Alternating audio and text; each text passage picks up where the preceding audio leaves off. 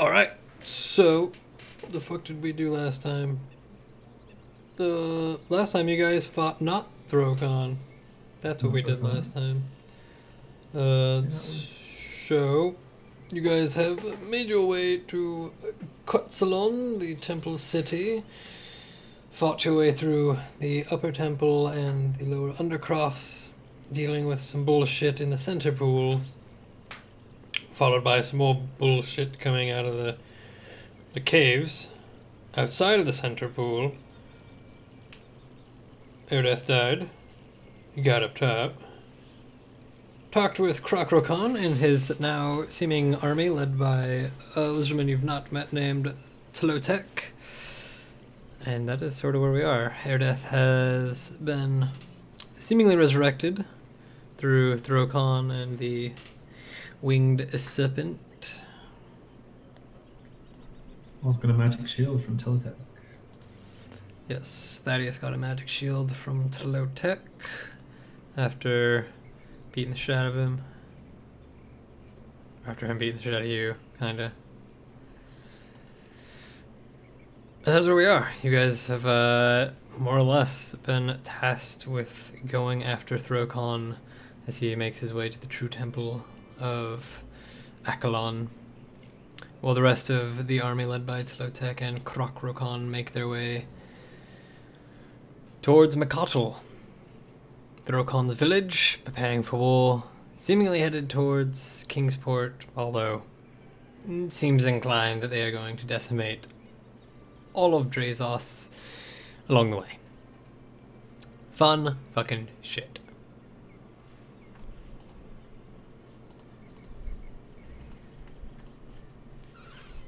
And I think that was it. So, that is where we are. You guys ended with a long rest.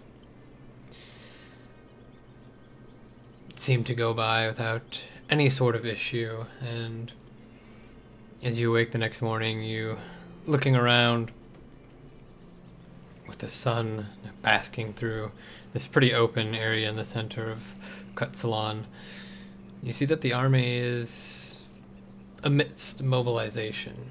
You see many of the lizardkin gathering up their steeds, these large dinosaur-esque creatures, some of which you've seen before.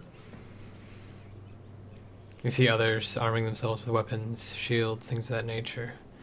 Many of the temporary furnishings and tents have already been pulled down, being used for other supplies amidst the travel.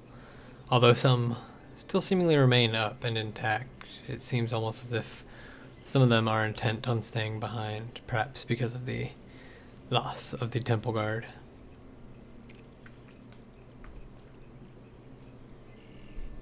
But otherwise, you guys awake, night having passed without any issue. If you haven't already, you get your long rest health and all that jazz. Abilities back, etc. etc.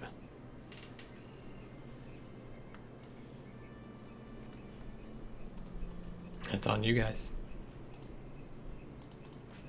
Yeah, so I think before we leave, the first task on this list is mending his armor, which probably has some holes in it. So yeah, just casting mending on that, just fixing over all the now giant gashes in his breastplate.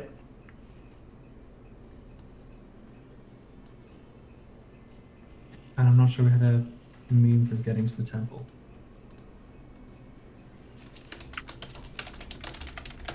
I don't think we even know where it is.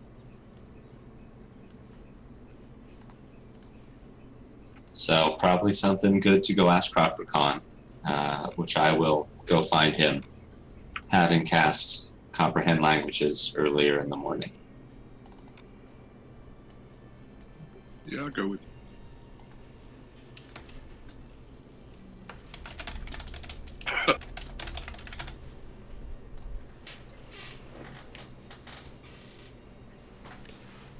So, give me a perception check. Both of us all. Whoever, I think it was John Hubble who said he was looking for Krokrokon, but if you are Yeah, as well, Yeah, then... I'm with them too. Yeah, you guys can both give me a perception.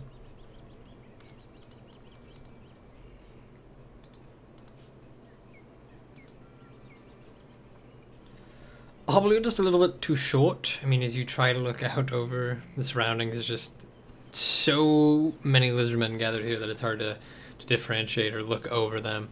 But Thad, you, after a short while, kind of moving, yeah, that might be true. It's racist, but it's true. Perhaps moving through the crowd, you eventually, I mean, well.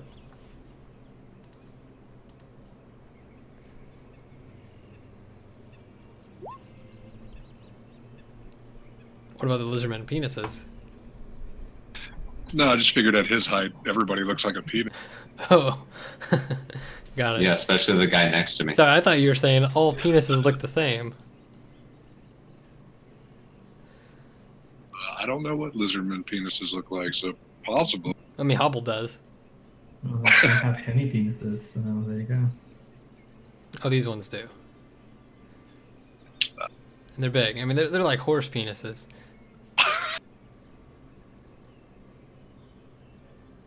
Hobble's just ducking, swaying cocks everywhere. There's just fucking bolas and flails, but they're not actually bolas and flails. They're just lizard dicks. I don't know what we're doing. Anyways, so after a bit of wandering around and pushing your way through the gathered crowds, you eventually spot Crocrocon. He's fairly deep, sort of in that large pseudo-amphitheater just inside the kind of courtyard of the temple you entered.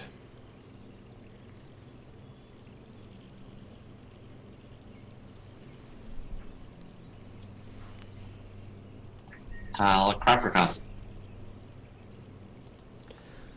He turns to kind of slowly, kind of brushing off whoever it was he was talking to. It seemed like some just generic lizardmen. Nothing special about them. He turns to Draka. Morning. Looks like the army's ready for battle. Gruntiela as much as they will be, yes. Wait, I'm sorry. What did I perceive besides swinging lizardman cock? Alright, Crocrocon. Oh, okay, good.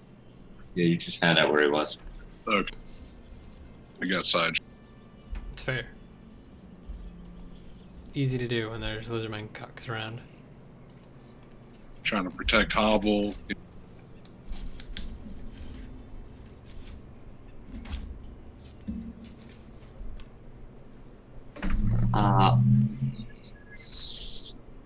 So where, we realized that we hadn't actually confirmed this with you. Where is Thorcon? Where's the temple that we're heading to?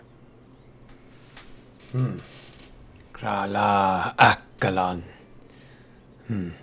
Nods his head and he turns himself around, as always, using the stick to help him move. Although he seems surprisingly better than he was yesterday, moving with a bit more ambition as he makes his way up to the steps of the temple. And you guys are not on that page.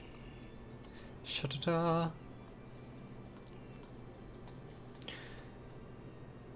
He makes himself up the two first flights of stairs, kind of motioning for you to follow, stopping just inside this doorway in this very small chamber within.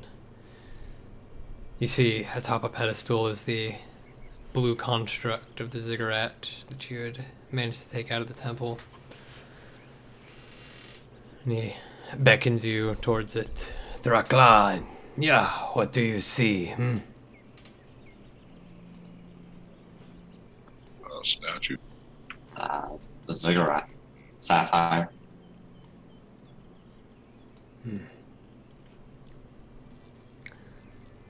Claro, no. Closer look.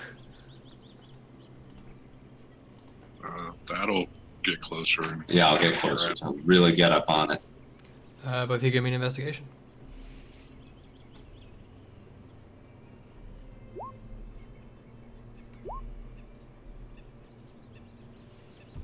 I think it's blue. It takes you a while, hobble, but as you kind of like move around the altar, looking at it from all angles, kind of coming back around to the front, you find what you didn't see at first, but this impeccably small marking just above what appears to be the doorway of the ziggurat.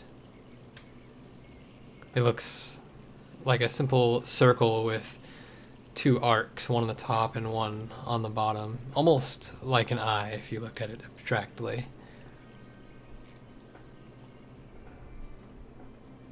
There's an eye on the ziggurat. What? Where? I'll point it out to you. Oh, shit. What's this eye for? Nara Khan, it is the symbol, the true temple.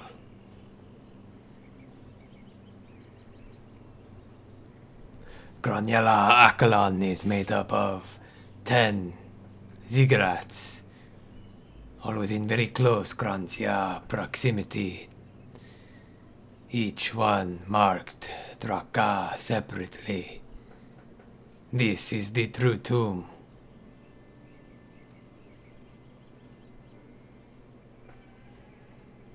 Ziggurat within a ziggurat. No. Akalan is the place, much like Quetzalon here. 4 temples, but there, 10 ziggurat.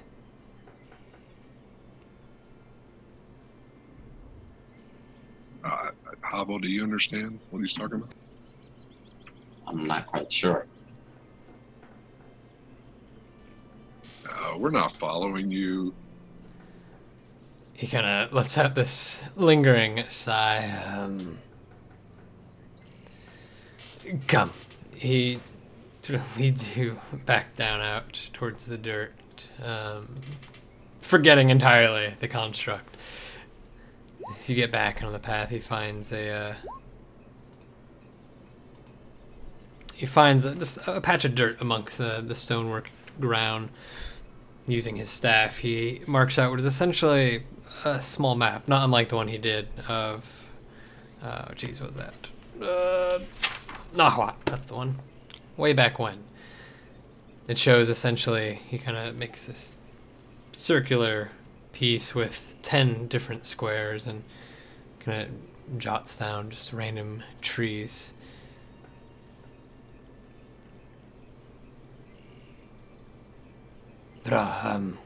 Akalan is Grontiala, the place. It is. He leans and he kind of struggles to find the words for a moment.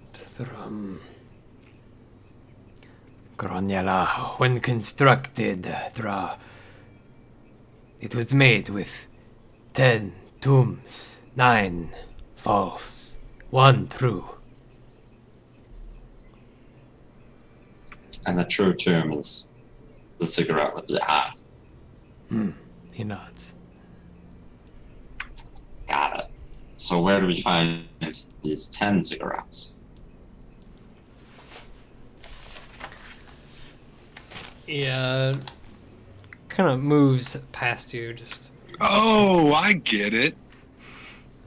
shoves by you, and gives you a stern look as he shuffles past and continues on.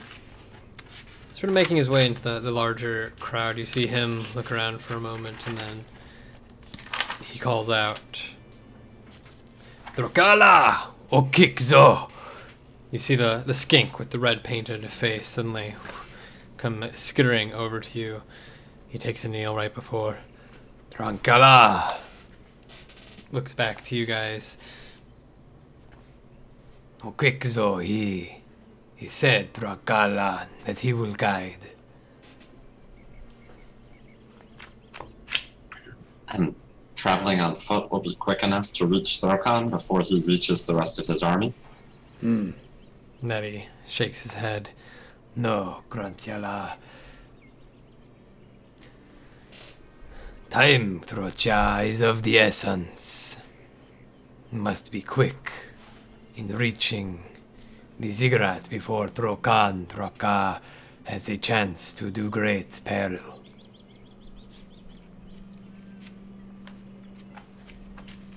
And how will we get there? You see what is a pretty rare sight of Crocrocon smiling. And he kind of calls out something in his language. You have no idea what it is. And a few moments later, you see Tlotek come bustling over, stampeding through the crowd. He's fully armed, as ready to lead, to go to battle. But he looks at each of you in turn.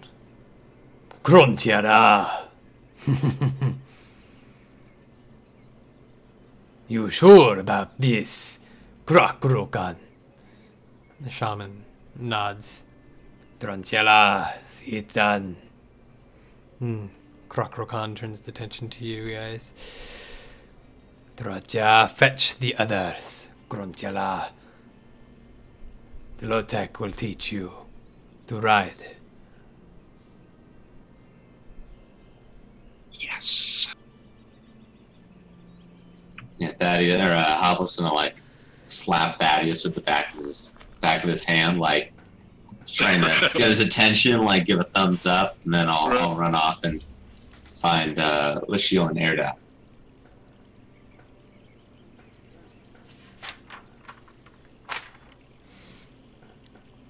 I presume they're exactly where you left them. Yep, just finishing up the repairs, I guess. Guys, come with us. We're gonna ride a pterodactyl. That sounds terrifying.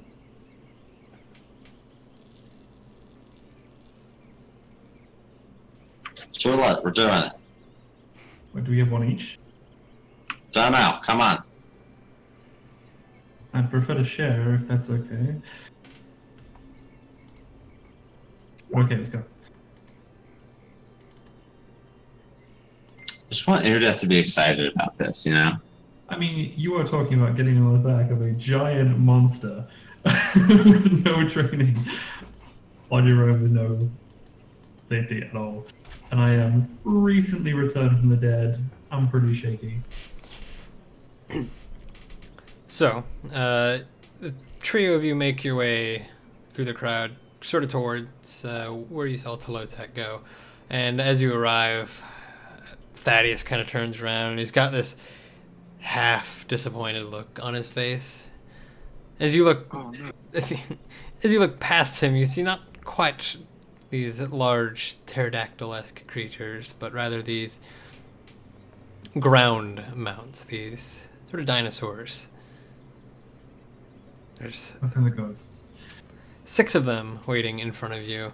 Tlotek immediately mounting one, and you see Okikzo already kind of atop his, which is smaller, but only minorly so. I'm gonna message Hobble and just go, man, they're still cool, but man, And I'll message back and say, they're still cool. I know, but man.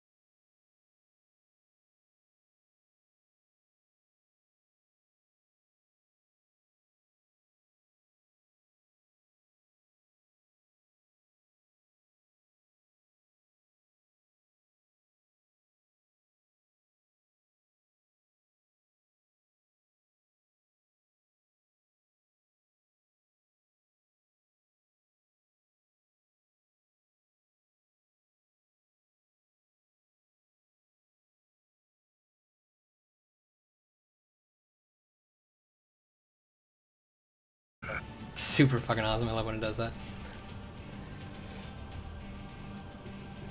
Hopping right on that saurian. We're back. Ready to go. All right. I need everyone to give me an animal handling check as you very quickly, not hesitating at all, quickly grab onto those reins, untethering them and pulling yourself on. Likely scaring them. Ooh, that was... That is my modifier. Real bad. Okay. So I roll. And I shall get Lasheel. Was that a full long rest? It was a full long rest. That's a 2. It's a spicy little portent. It was a spicy little portent. Oh, And shit, I didn't realize. there's only a 9 from Lasheel. She's a bit too aggressive. Her own claws accidentally digging into the mount. It rears up, tossing her back as she slams into the mud and muck as she kind of crawls back up and gets onto feet, aired at the same time, sort of looking around as you're still trying to just pull your way onto the mount. Looking through the trees behind you, you hear this tremendous roar bellows out throughout the things. You hear the leaves shaking and you see these 2 colossal eyes behind you. This, what takes you a moment to realize are teeth rather than the jagged stumps of trees of a creature quite similar to the one that you encountered trekking through the forest not too long ago. Got some third level armor Agathis as I attempt to run away here. So you and Lasheel did not make it onto these things? We did not. I need everyone to roll initiative. And there's no map for this yet, so just go ahead and drag your deuterinos out onto there.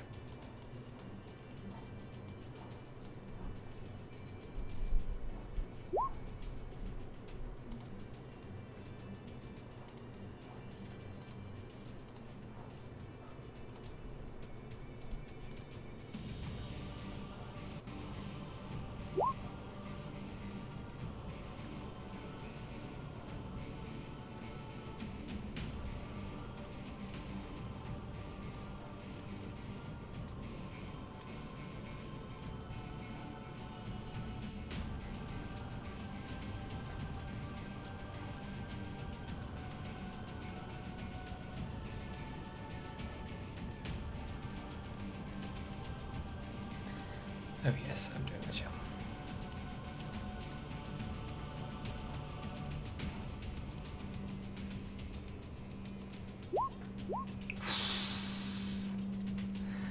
That's no good.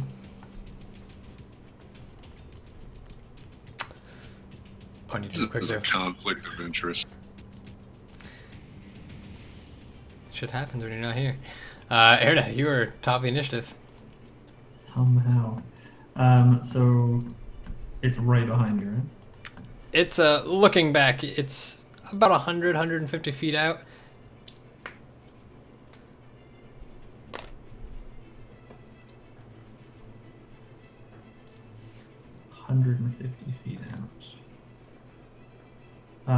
Okay. I am going to stand there for a moment. Looking at this thing come towards me, and as it gets a little bit closer, I am going to cast Hypnotic Pattern on it, but not yet.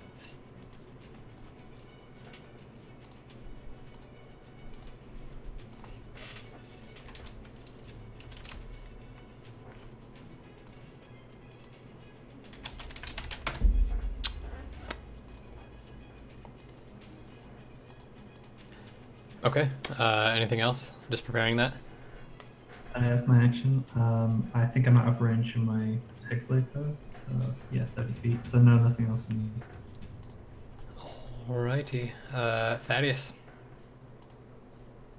Alright, how far am I from the rest of my party? Hey, you guys are all at each other right now.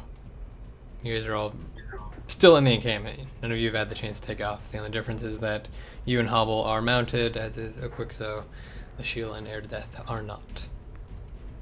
Well, so we're like all near each other in a group, basically.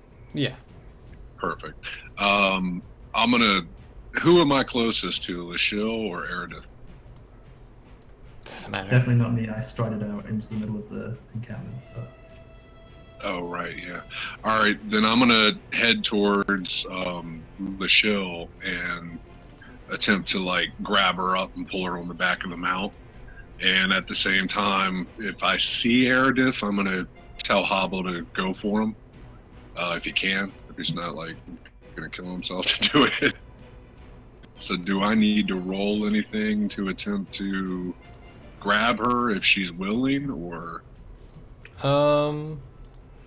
With her kind of trying to get up on the mountain, like, she's mad and she's Lachille, but she's not resisting, given what's giving chase. Yeah, I would think even the show might run from this shit. Yep, I would So agree. yeah, I'll get her up on there, and then I'll go maximum distance. Can I make this thing dash, or like it has its own actions? Sorry, are you pulling her up onto yours, you said? Yeah. Okay. What do you think? I was like pulling her up onto her own? No, I misheard that. You're gonna have to give me an animal handling check. Yeah. Bloody I pull fucking, up both of them. I pull up everybody onto mine. bloody fucking hell. So yeah, I mean, you kind of just quickly ride by her, grab her by the wrist while she's like just awestruck looking behind her, yank her onto the back of your steed and go kicking off. I give the reins another little whip and just start heading down the path. Yeah, Full speed, dashing out. Yeah, you pull her Sorion up on yours. Yes, I pull all of them. It's like when it's back, feet up in the air. That's good. Yep. Now, I'm assuming these things would probably run away from this thing as well, and maybe potentially. Oh yeah, try to I keep mean the rest they of are the pack, so. darting as well. So dashing with those, that is 100 feet. Zip. Okay. Zoom, zoom, zoom.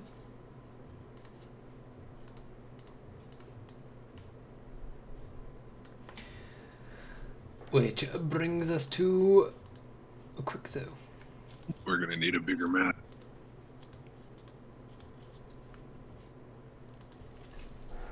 I mean, yeah, he's pretty much doing the same. He's not hesitating at all. So he quickly just whips the mountain, goes charging right up to you. And I think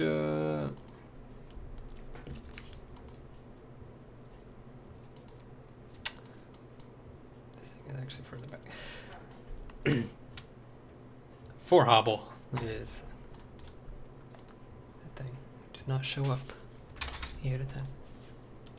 I'm gonna try to do the same thing Thaddeus did to. Oh, well, hold shield. on. He's before you. He wasn't showing up, but he has a 10.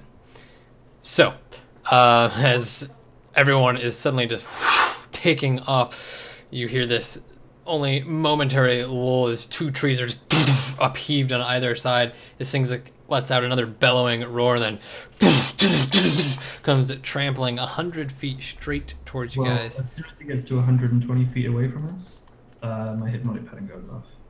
Go for it. Placed on top, so that if there's like the skinks and stuff riding him, then those 2.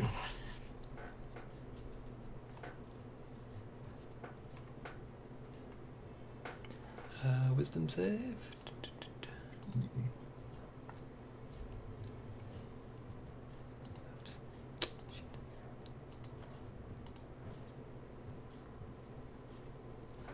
Maybe. Can I do it? Here we go. Shit. You make this, you do notice as it gets that close, as the pattern goes off, that there's nothing on its back. No, Oh, it's 1. Okay, cool. yeah, there's no armor about this thing. There is no kind of like Mumac fucking tent thing on top of it. Nothing. It is just the creatures. It comes stampeding out.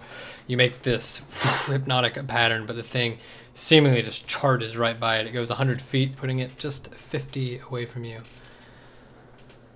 And now it's on Hobble.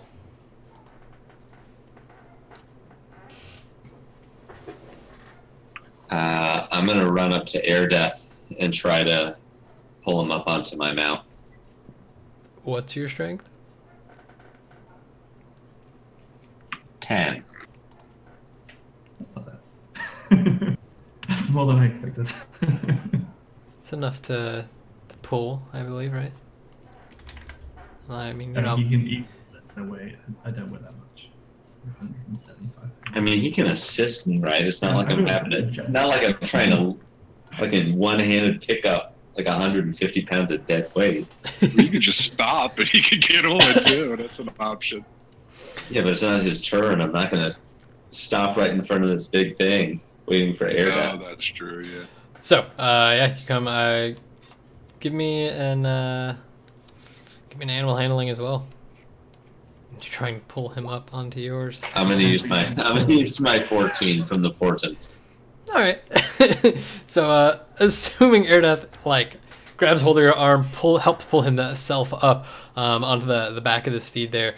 This thing suddenly kind of rears back, but you almost kind of link minds with it. Your eyes go white for a moment, and the thing suddenly has this calm about it. It moves back down, and you wisp back at it into yourself. You shake it off. It's strange, almost reminiscent of being in the temple, and then you whip it and bolts off with both of you on back, which is another 100 feet.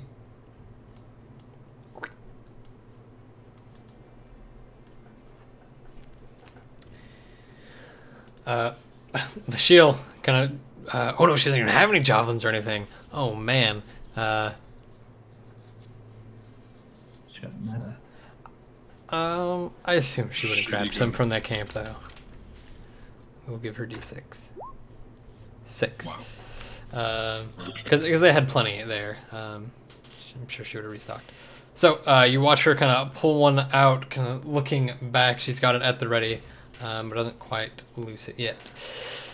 Air to death. So we're what, 130 feet away from the creature now? 100. He was 150. He came up 100, and then you guys went 100. So you're. Okay. 150. Yep.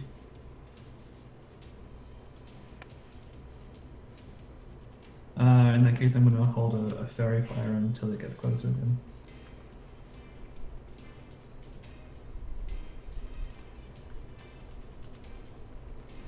Okay, Thad.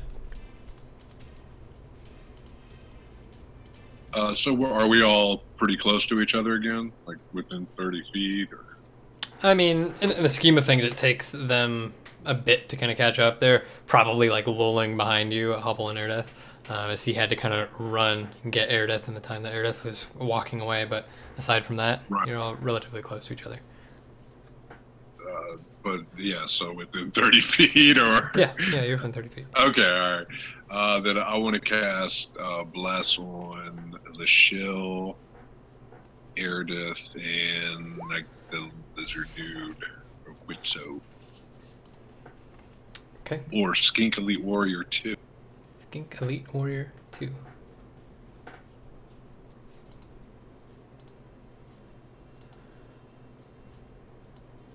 Anything else?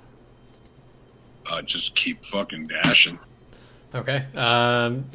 Quixo does not like relent. He doesn't look back in the same way that the shield or Death are. He kind of just keeps darting. He wants nothing to do with it. You see him give maybe one brief glance over his shoulder, then and keep going, kind of whipping the mount even more.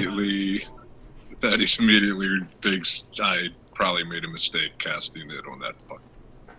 Yeah, this thing comes stampeding up on 100 feet. The shield is going to lose that face, isn't it? javelin, which will hit even on that 16. What's wrong with your slide?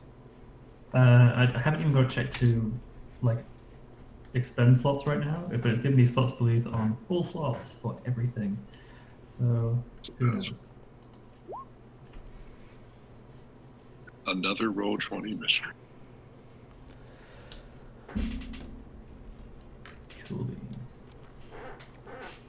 Okay, so as this thing comes running up and you're still moving atop the mountain, you don't even quite make the fire. Fire just appear, it more or less blasts out from you as it cascades and washes over the creature. You see him suddenly become outlined with this multicolored glow along its skin.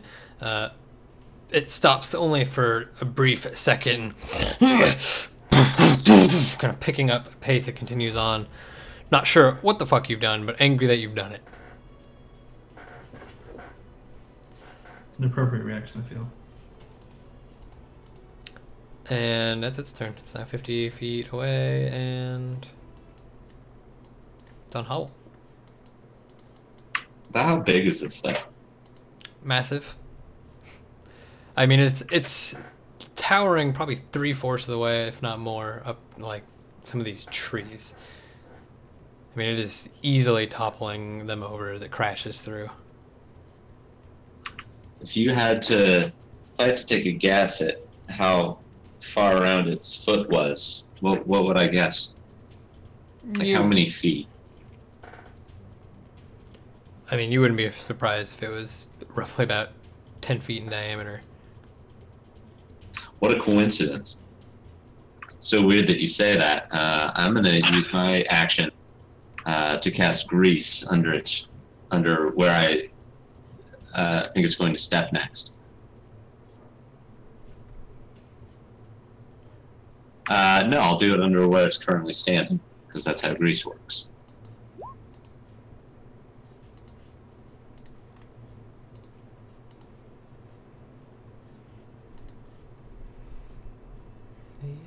Alrighty.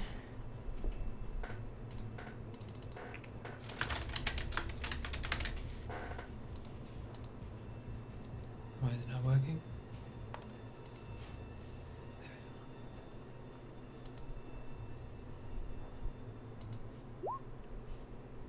It didn't work. What the fuck? Doesn't matter. So, as you cast off Grease, just the ground suddenly becoming slick underneath, just a second before its foot hits. As it comes trailing off behind it, you see it give this momentary pause, and the leg kind of sweeps underneath it. It crashes to one side. In that moment, you hear this crash as the tree that it slams into immediately comes just upheaved and splintered at the center, goes crashing down to the ground, struggling to pick itself back up. You can see it kind of rolling across the ground, letting out this terrifying roar as it just comes raking and clawing forward. The shield. And I assume that... And then my Saurian is just going to dash forward. Yep. The shield, pulling out another javelin, ready to throw, and air to death. I don't have anything to do. I'm out of range of everything, so... Okay. Thad? Since I'm unsure how long it's going to take him to get up or how far he will be, I'll just hold Chill Touch, which is 120. If he gets in range of that, I'll cast it. You lose bless if you do that. Oh, I thought it had to be another concentration spell. It is if you hold a spell. Okay, gotcha. All right, then no, I won't do that. I think I'll just do nothing. I'll just keep dashing. Okay. Yeah. A Quixo does the same, and you watch, kind of looking over your shoulders, this thing struggling to get back up, does so pretty quickly. I mean, just latching onto a tree and heaving himself forward. He kind of almost launches himself 20 or so feet back up to his massive hind legs and goes trampling forward. At this point, you guys have got quite enough distance that it is more or less just an ongoing chase. You looking over your shoulders with spells and weapons prepared in case he gains distance. Your mounts manage to weave in and out of the trees at a quicker pace than he can seemingly crash through them. You slowly get further and further away from him, and your attention almost entirely caught on the creature, making sure that with some stroke of luck he doesn't manage to catch up.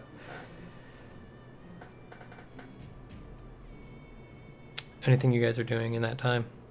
I was going to suggest we split in half so that he doesn't have something in particular to follow. Yeah, I agree with that. Splitting apart from each other sounds good. No, that's smart. Okay. Yeah, I'll whichever side I'm on, I'll head that way.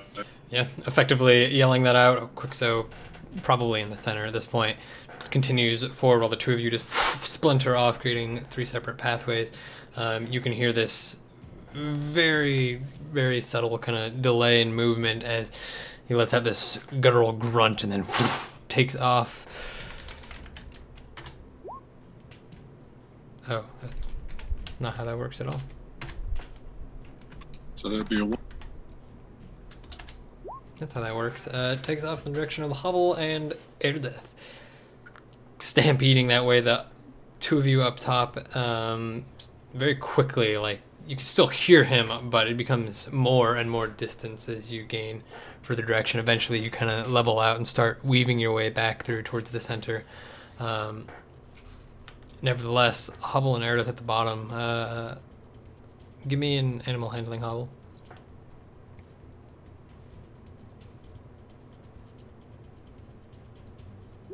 Oh no. Jesus. Give me one as well, Erdith. You don't want me to do one. Kind of do. Oh, probably you do. Oh man, I was kind of hoping you would botch that too, and it would have been just really funny. Hubble, give me a dex saving throw.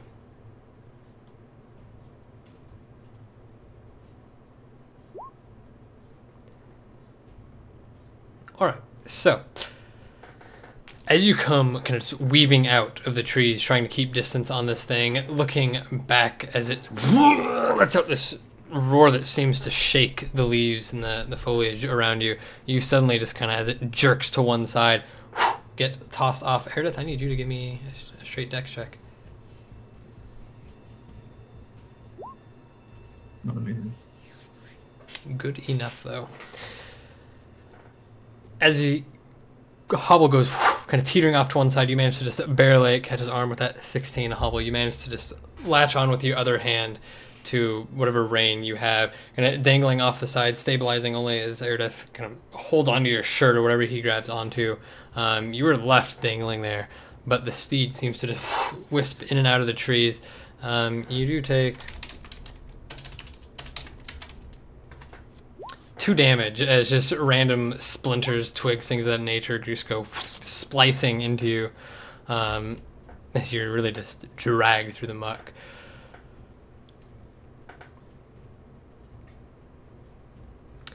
This goes on for not too terribly long, perhaps 15 minutes or so, as you guys are just rapidly moving through the trees. It feels like an eternity, although it does go by rather quickly.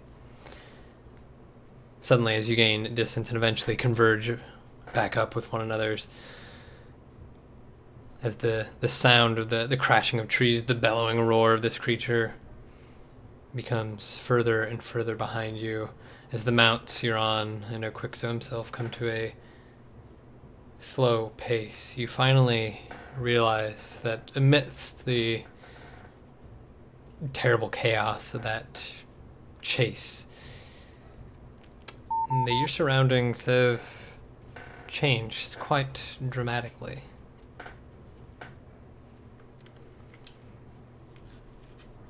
The silence of the jungle kind of once again returns now that the creature is no longer lumbering behind you.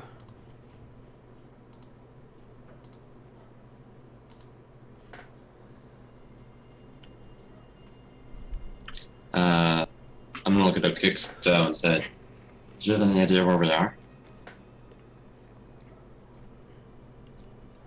He darts you a quick glance and makes eye contact that lingers for a little too long. Oh shit! Just trying to get some. Trying to get some. Gotta go. He finally breaks contact and looks around. You can see that you're no longer in this lush landscape, but in what looks more like a swampy marsh.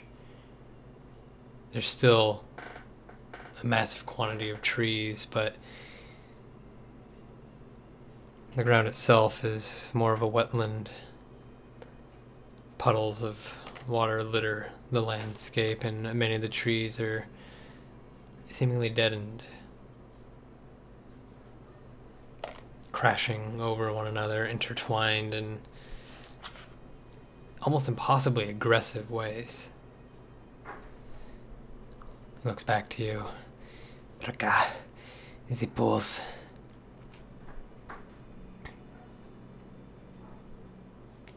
Is this normal? This doesn't look healthy at all. You see him kind of whip the mount into a very light walk, carefully shuffling its way along the water banks. Grania, this is not good. Brokan.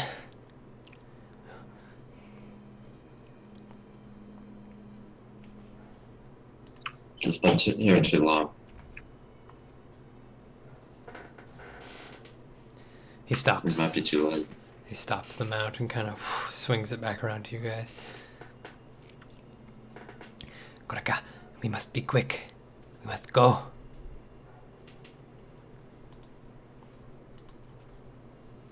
You can follow along with him. Absolutely. He kind of moves his mount to turn around. You guys are currently, or you kind of move with him for a short while, and you come to this kind of large ridge overlooking this area. You see the grass, and the ground itself is almost deadened, and many of the trees are nothing but these sort of willowing skeletons of what they once were. What the fuck? Oh. all the steeds were getting rolled. It's like, I'm not creating creatures. My bad, I didn't know it would roll anything. No, it's all good. It says random health. As you look out over this ridge, slowly catching up to a quickso, you see these pockets of water all around you, but in the center between these two ridges, in this sort of shallow alcove, this much larger body of water, perhaps 100 feet long, 50 feet wide. It's dark and murky, far darker than any other water you've seen here. As you stand atop the ridge overlooking down into it, you see what at first looks similar to the waters, the corrupted waters that you've seen Throkon make in the various wells and the temples, suddenly turn and churn. Amidst this bubbling, you see this green, glowing tinge seep just beneath the surface. It shimmers in and out of existence and then dissipates. Everyone give me a perception.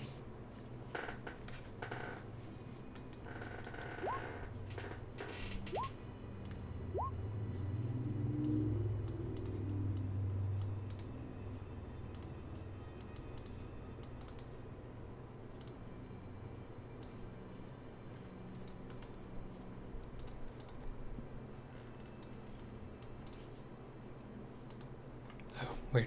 That was not showing for me. That was super delayed. And let's show.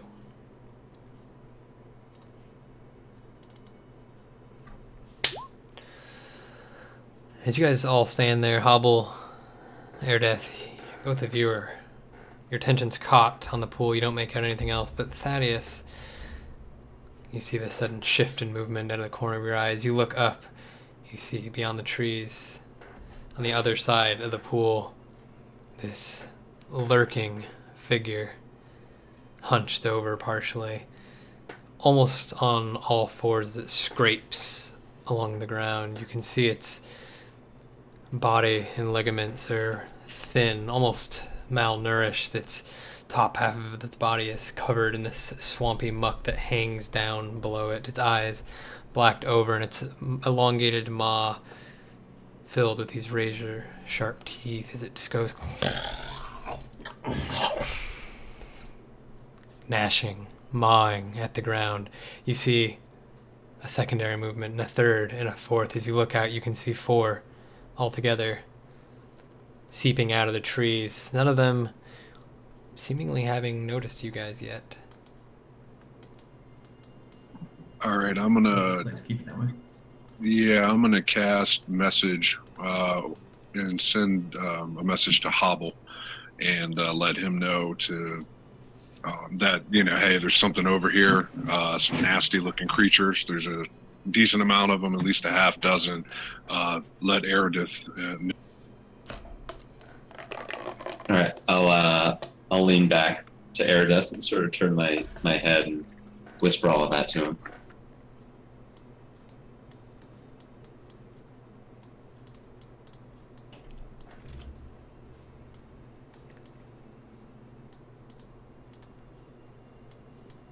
Well, obviously we should try our best to hide. Yeah, I mean, how far are these things, like, from the path at the closest point? I mean, there's no real path here. But the Okay. closest one, I mean, as you look out and you kind of shuffle your mount backwards, there's not much covering the way between the two of you. Dead bush to your side, a tree centered just between all of you and the ridge you're atop. There's no more than 60 feet, perhaps, between you. All right, I'm gonna just make eye contact with the other 2 riders, and I'm gonna start heading directly away from it at like as slow as possible, like half speed or whatever, just trying to keep it quiet. Assuming I can control this thing's speed. Well, I guess I can if I dash. Made it. As you slowly, using the reins to pull the mount around, yeah, you roll a 23. You notice as you 180, lurking in the bushes just behind you guys. It comes out, and in the second you turn around, as you lay your eyes on it, its head darts up. The black orbs that fill the sockets in its skull peering straight back at you. Goes into a charge, and I need everyone to roll initiative.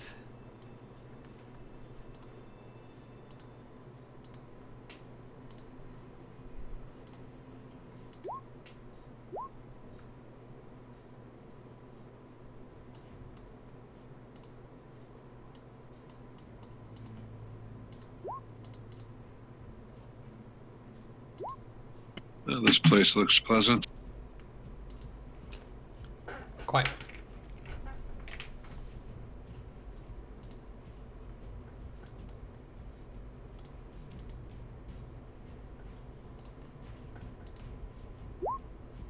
Ooh.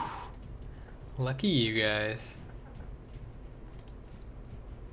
Obble, you're first to react as this thing just kind of gurgles out, goes into a charge. You can hear it skittering across the ground. In that moment, the rest of them all kind of dart their head up in your direction and seem to be crawling their way towards you. But you're first to react.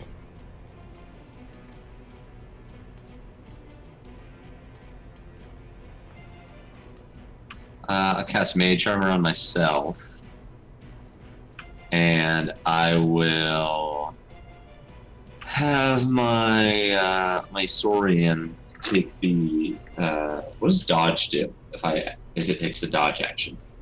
Disadvantage from everything else. Yeah, I'll have it dodge.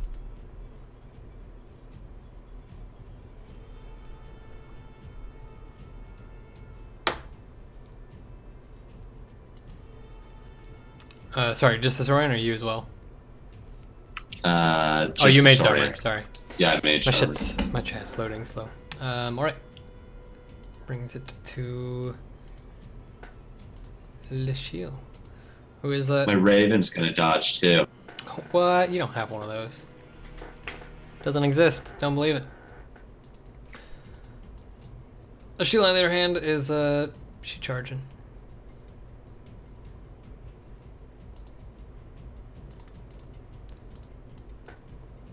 What are you asking?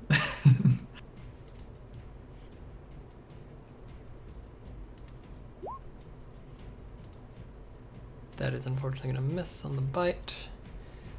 And she's swinging it. Also missing. That'll hit.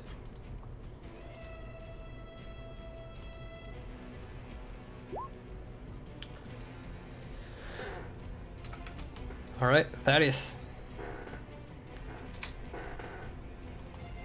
Is her Saurian gonna do anything? I tried to bite, missed. Goodbye. Oh, okay.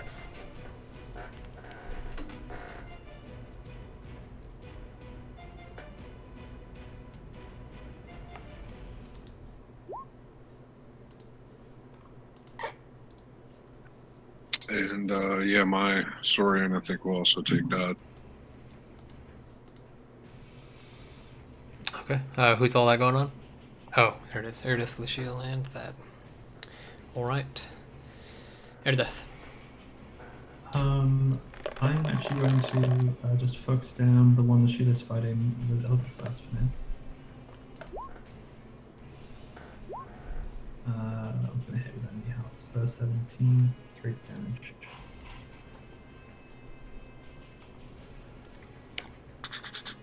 On that one there.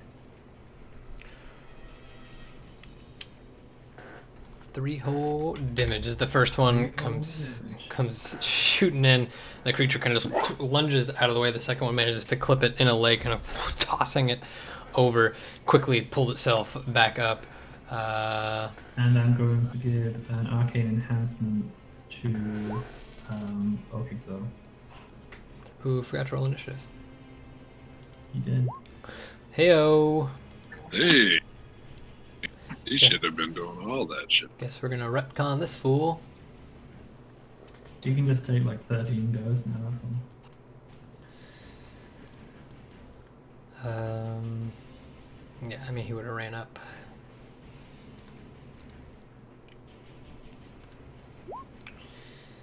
Bite, pounce, not showing up, cool.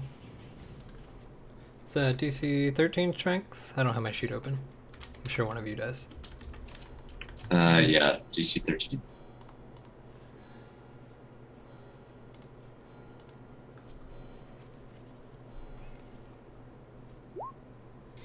Fails.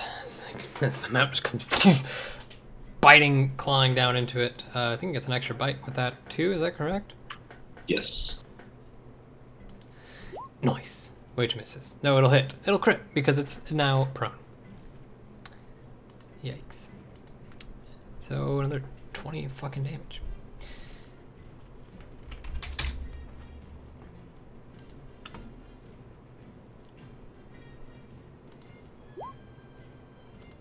Nicely done. Okay, so you guys watch with pretty amazing skill as Oquixo just comes charging up the mount, goes tearing it down into this thing as it's on the ground. Oquixo kind of leans down along the side of the mount, arms wrapped around the reins as he slices into the creature. That's it for him. It's now the creature who's standing up and is going into Oquixo's mount.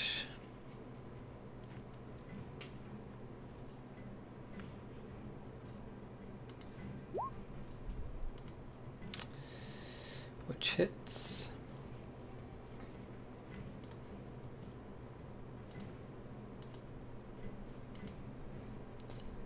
Oh, where the fuck is it?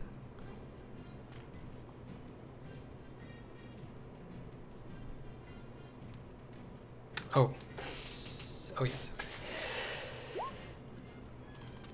Misses. You watch the creature tries to slash in, kind of easily just torn away at by the Saurian's massive maw. He manages to kind of like snap his own bite in, but nothing much beyond that.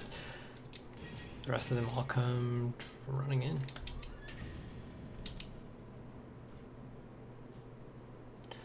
None of them else. No one else is gonna get there. So, Hobble. Oh, sorry. Whoa. Oh, Quickso is actually going.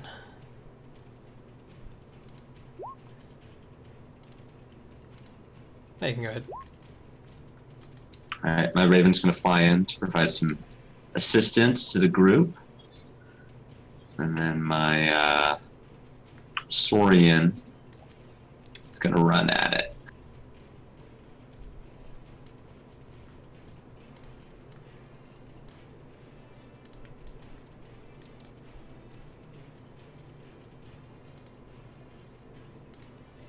So it's going to charge it. And get its pounce.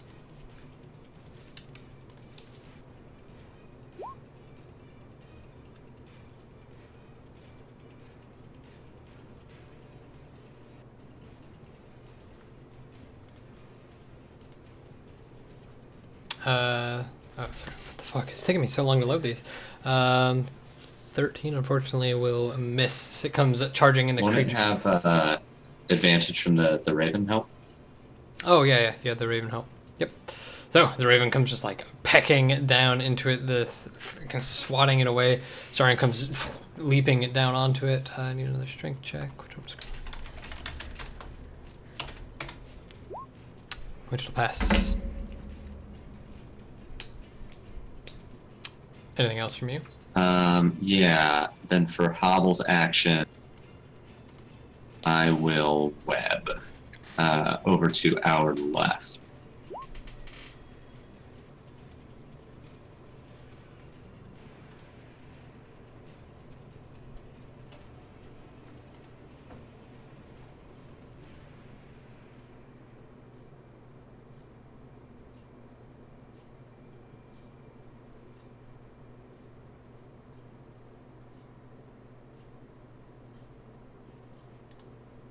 And I'll just layer it over the ground. Okay. Shield is going to continue tearing in.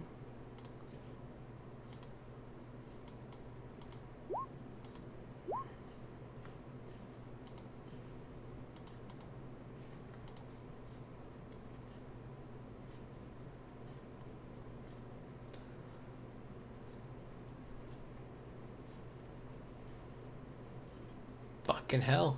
I don't know why these, it's doing the same thing it did on Monday, where these prompts are lagging like motherfuckers.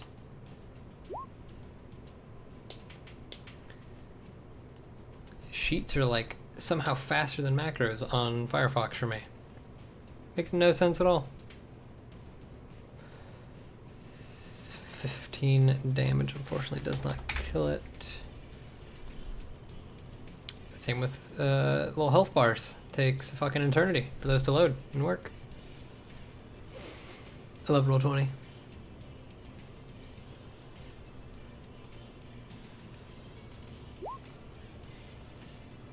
Fortunately, missing as well.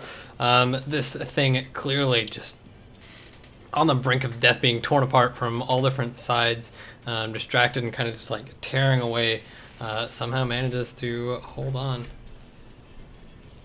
Which brings us to Thad.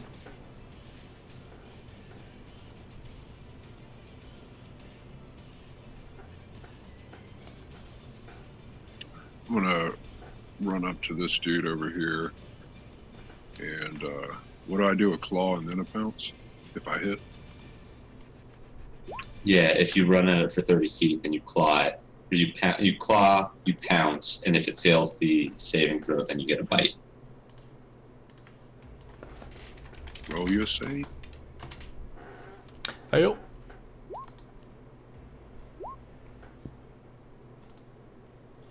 And that'll toll the dead in his face.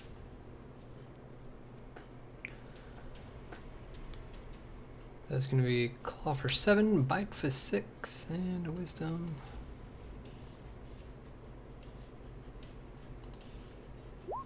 Also going to fail. Another twit. So 25 in total as it comes charging over, knocking him off his feet, tearing through him. You make this simultaneous rupture of sound as it starts squirming and thrashing all over the place, taking 25 fucking damage. It's now an air death. Cool, so I'm going to circle my mat around and we go leaping towards this guy as well. And it's going to be core. It's pounced on him if it succeeds. So there's bite. And then I'm going to go swinging down across the side with a booming blade for another 18 damage. 18 is that 30 total? That's right. Yep. Alright. And I'm also going to add a mobile flourish to smack him backwards into that tree. Which is another 3 damage, and he moves back 8 feet. Okay. As you come running up, the Saurian comes just pouncing down on him, tears him apart. As you bring the blade down, spiraled arc. Swing off the side, and like it sort of scoops it up and is blasted across the Okay. Comes sweeping across it, slams into it, rupture of explosion that goes spiraling towards the tree, slamming into it. You see it hit the ground and dead. Doesn't seem to shift or move.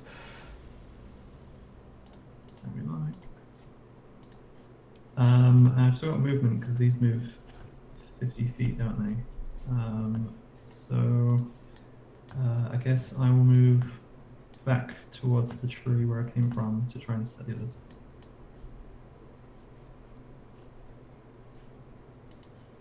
That's my turn.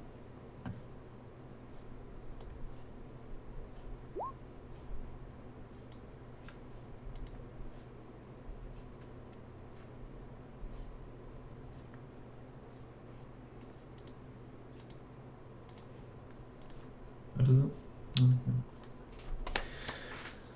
Alright, so as Aerith comes over and knocks that thing out of the way, Thaddeus, as you kind of shift in your seat looking at the surrounding area, sweeping your vision across, you see the water close to you suddenly start to ripple and churn, and very quickly this large shell comes wading out of it, 4 chitinous claws moving its way towards you. A very similar,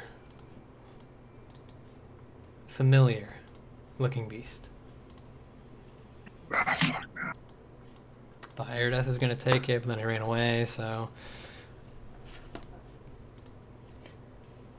As this thing comes, just coming towards you, you see, similar as before, 5 tentacles warping out of its back, out of the top cracked part of its shell, come splicing down at you. Where'd they go? There it is.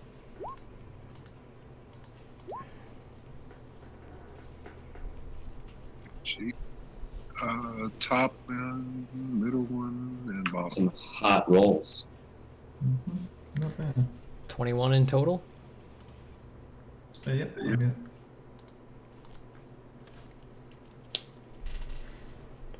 And I think that's it for... 3 con saves. Oh, right, yeah, shit. What are the concepts for? Well, Wait, I only need bless. to do 1. Oh, We bless. are no longer... Alright, the rest of these, this one at the bottom, still somehow up.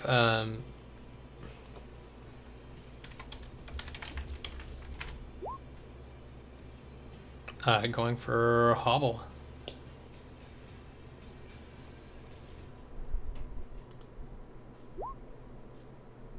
Way out. Oh, jeez. I'm gonna shield it. Alright. Oh yeah, he had mage armor on. Ew. Okay. So this thing, you watch as it kind of manages to get a pause in the flurry of loads it's taking from all sides. Actually tries to just straight lunge up towards you. That moment you kind of make this ethereal shield that it kind of slams off of, and actually kind of just jumps over you in that moment, landing on the other side. This guy in the web needs to take a deck save, right? Yeah.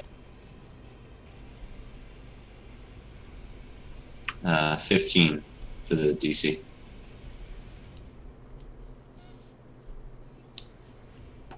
If it'll let me.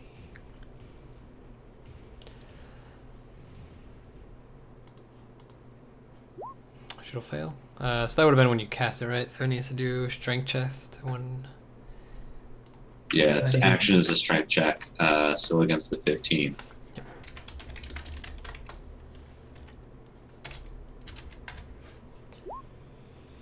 Which it'll do. Okay, and then the webs are difficult terrain. Sure is. And he does not quite get out. That requires a dex save again.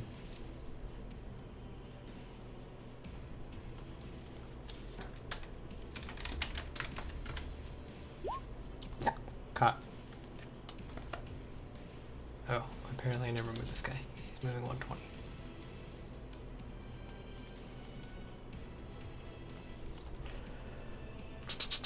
That's all of them. Back to Quixo, who is...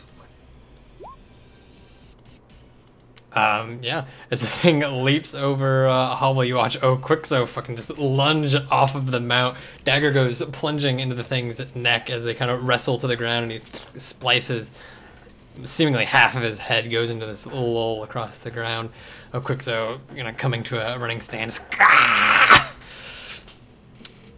Saurian goes charging towards this next one. Leaving Ogixo behind.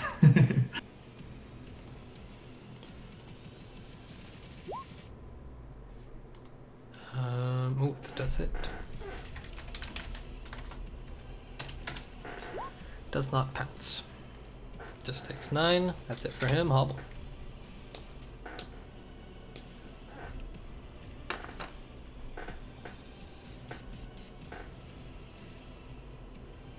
My Raven's going to fly over there and begin to help. My Saurian will charge it.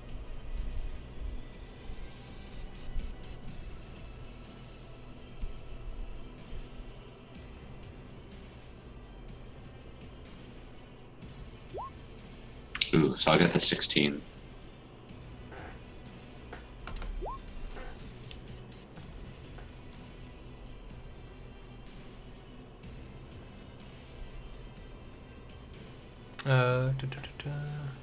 Why is it? Oh, you're doing help. Yep.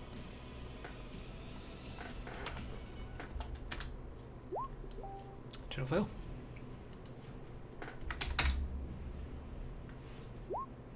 Nice.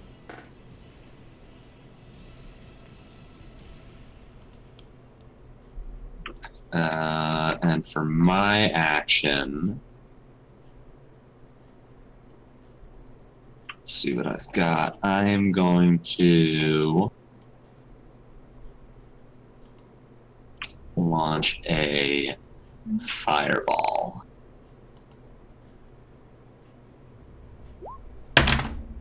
Over towards Thaddeus. Say what? Oh god, that's hard. That's what she said. It's burning. That's what she said the next one.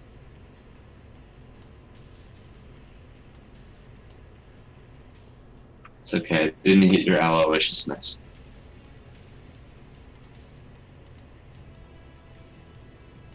Say what? Our little dinosaurs are called allosauruses, so I call them aloysious. Aloysious. Alovicious. Damn. So close. That advantage for him. Same reason it did last time. As the this massive arc of fire goes out, Thad being closest, you watch as the shell of this, where the insides are kind of broken through, seem to emanate this putrid, ghastly aura that kind of envelops the shell. You see momentarily the fire kind of just cascade around it, seemingly doing nothing before it breaks through that barrier and starts to incinerate the insides. So it does take 27. What about the other one on top? Oh, I'm sure he'll fail. But it's taking forever, so. Alright, that's my turn.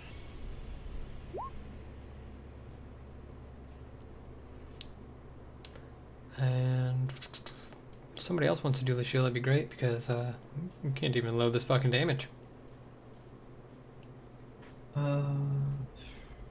Guess she'd be going north. So she's gonna go for a pounce on the monster. Oh, Easily in range. I digress. As the smoke from that fire clears, you guys watch is actually that sort of almost mucusy, tumultuous barrier that erupted from the shell seemingly keeps it entirely safe. There is absolutely no damage that seems to have been done to that creature. Oh shit! Wonderful. Did anything happen to the mucus in anyone? Nope. Sweet. Just helps when I look at my immunities. Miss. And So this. she's gonna attack with Otep. Also gonna miss. Also gonna miss. And that was that was the dex save for the one up top. So he'll take 13 because he crit past your dex.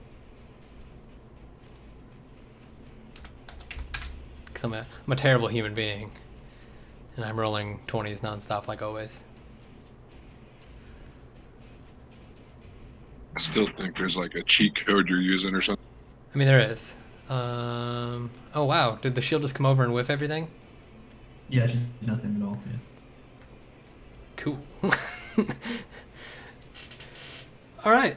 I'm not even gonna justify that with any sort of description. Thaddeus. So, can the rest of us control our mounts when we're not on them, like Oquitzo, or is that just like a special lizard man connection? You're not entirely certain, but from like your experience with like the very short rests and that long rest you took, you didn't really have any control over them. I mean, they were doing their own thing when they were mounted. All right, I'm gonna try this anyway. I'm gonna run back this way, and when I get to about here, I'm gonna jump off of the dinosaur. If I can grab my fucking token, there we go. And what's that? I'm gonna take a tasty opportunity attack. Oh, the shell dude. Mm-hmm. Was I within range of him? Yeah.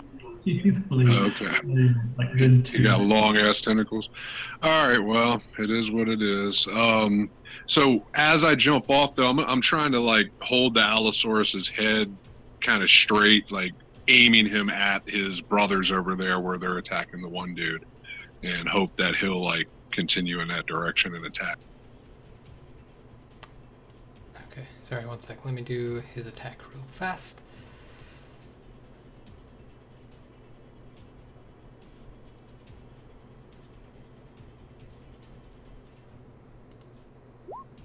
Oops, that shouldn't have had advantage.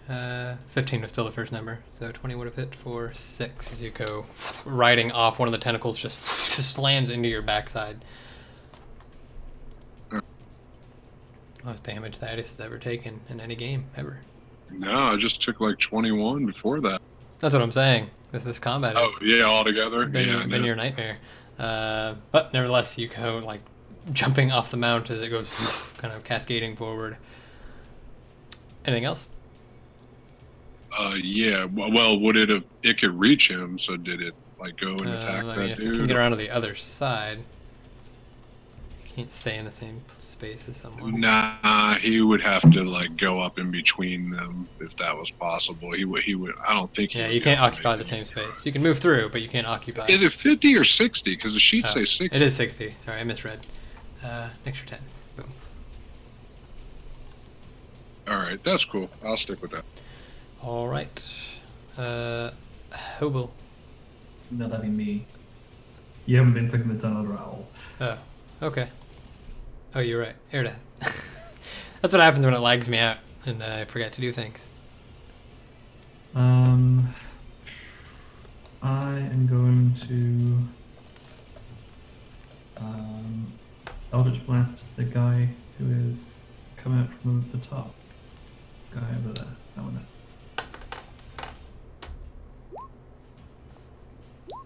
That one's gonna hit. Ooh, this one's going for up here. Correct.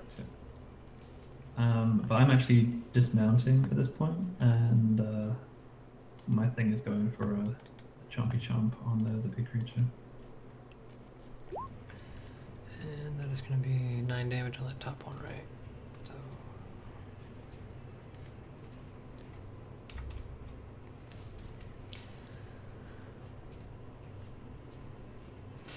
Lemon on that one, and Lag Central over here.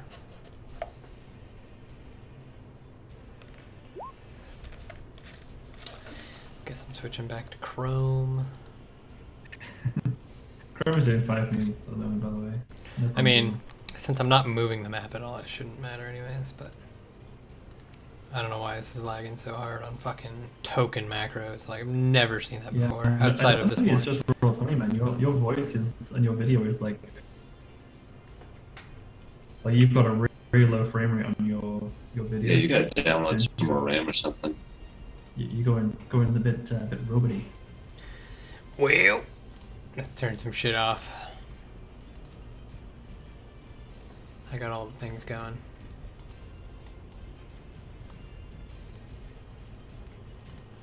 Alright, so the one up top took 9. 9, and the crabby thing took 11.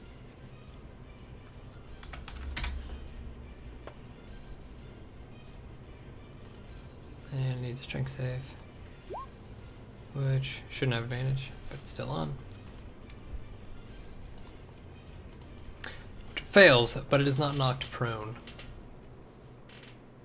Against my my Soren, I didn't pounce. I wasn't running the line. Oh, you're right. Never mind then. Didn't fail. Didn't need to. No problem at all. Alright, It was myself. then it is back to them.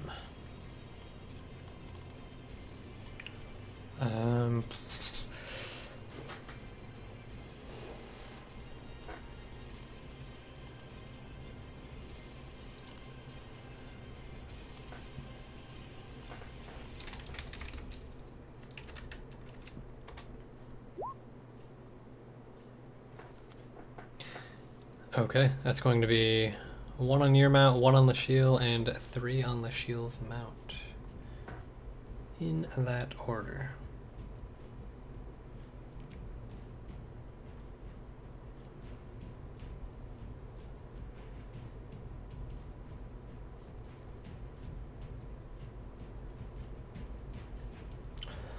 Actually, I take that back.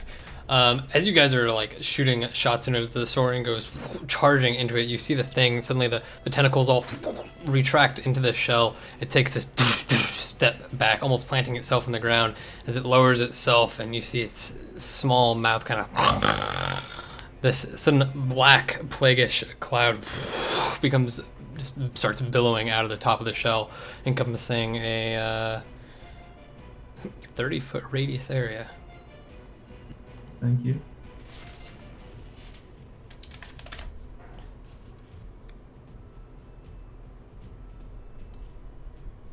Oh, motherfucker, I'm in there.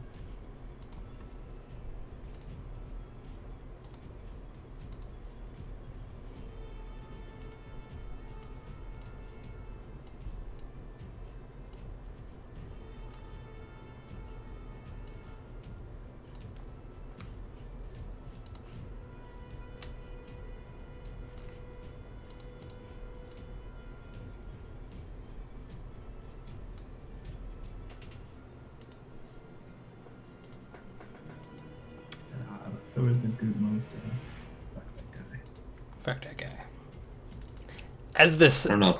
this dark cloud just begins to billow out and emanate this area, it is heavily obscured, and both you and Lashiel, presume the mounts as well, immediately go blind. As it reaches your face, everything just goes black. Give me a Constitution saving throw. I shall do so on Lashiel. Nope. All right.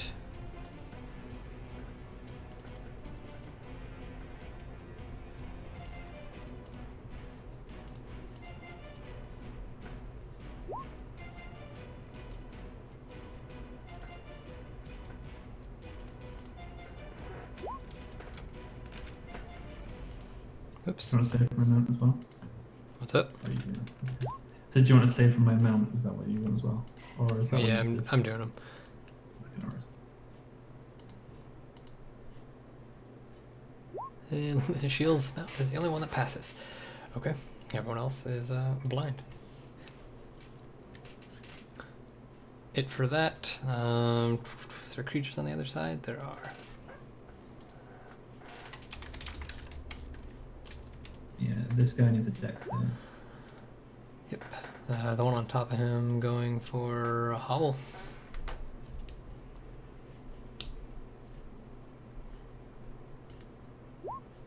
Missing. Fuck bag down below.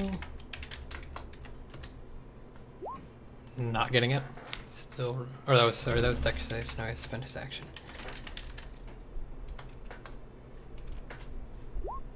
Getting out. Oh, really? Well, that's his action. Goes charging up. That's it for him. This one over here is totally blind. He doesn't know where the fuck he's going. This goes billowing forward.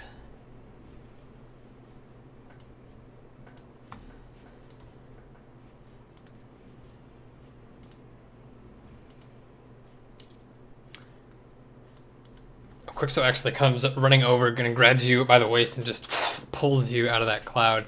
As you feel this acrid black death kind of seep away from you, you're actually still blind.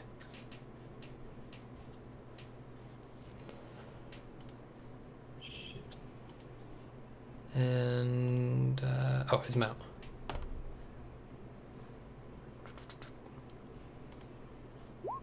Missing. Hobble. For my action, I'm going to disengage and hop off of my Allosaurus.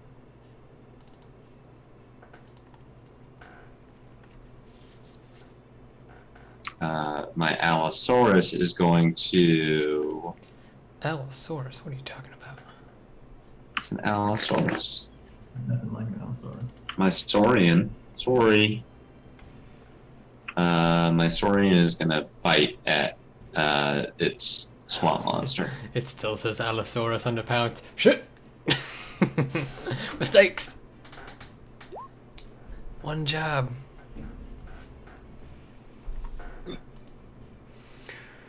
That'll it. It's also going to reposition. I'll cancel. I'll stop concentrating on my web and let it dissipate. And my Saurian will flank around this little guy.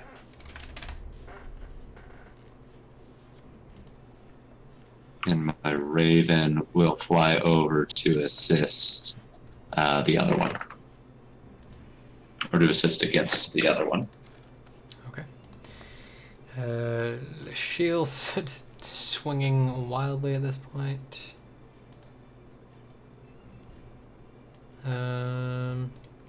Should probably go reckless now. Or rage / reckless and all that jazz. Which will just even out because she's blind.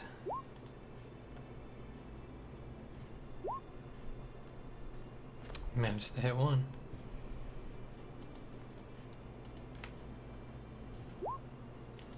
First one probably see damage. 21.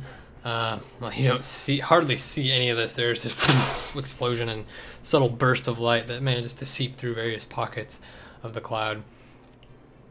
Her mount. Fucking. Oh, hers is the only one, anyways.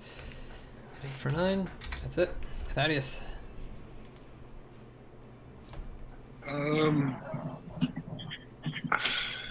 Yeah, I guess I'm gonna do bless again. Hobble me and Eredith, and I'm going to move 30 feet this way by this tree. Into the cloud. What's that? Into the cloud? No, down by the tree. Into the cloud.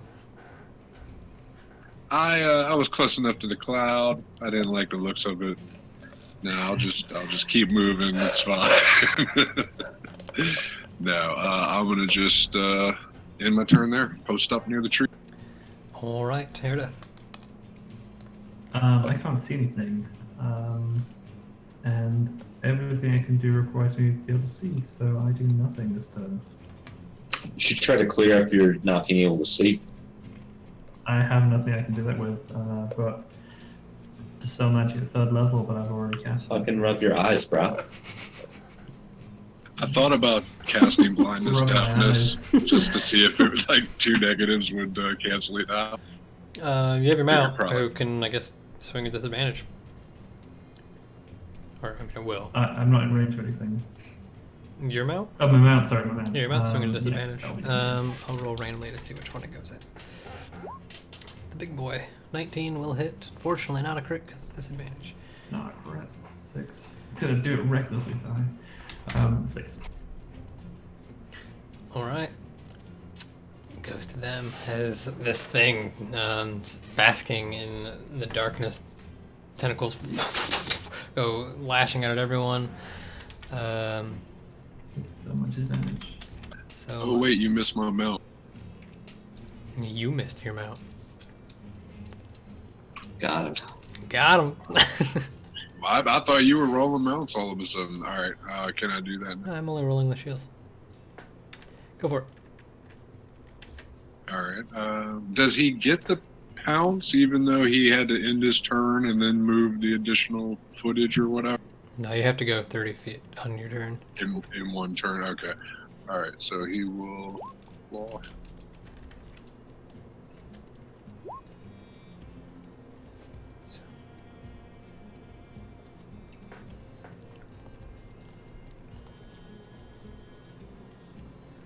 Which will do it.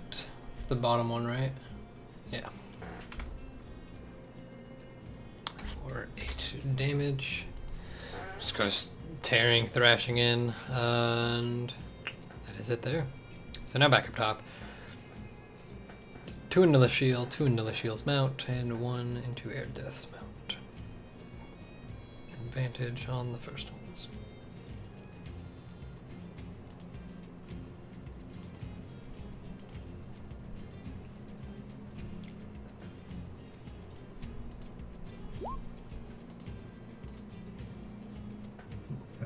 Bad show.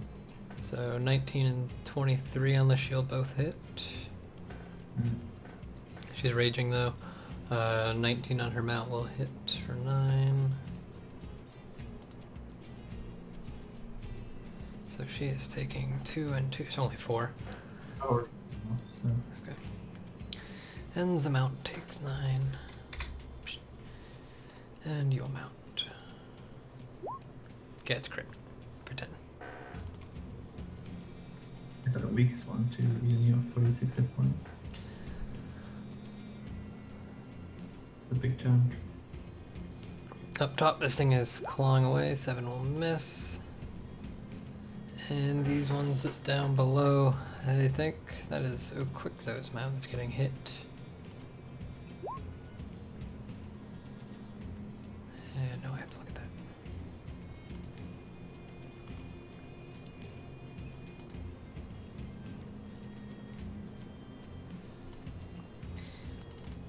Okay, so you just watch as this one who just tears into Oquixo's mount, suddenly just pulls itself on top of it, sort of grappling it. The kind of acrid swamp mucousy material that's like seeping off of it starts to coalesce around the skin of the Saurian, and the Saurian needs to take a save.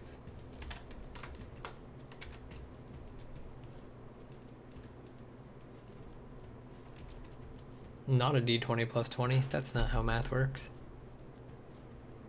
Could be. Could be. I don't know what their modifier is, but that's not going to matter as it fails. Yeah, you watch this thing effectively in one attack. Does 16 slashing damage, grapples, restrains, and poisons the Dread Saurian.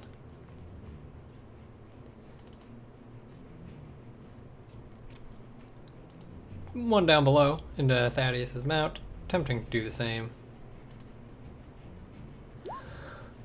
Oh, are they even alive?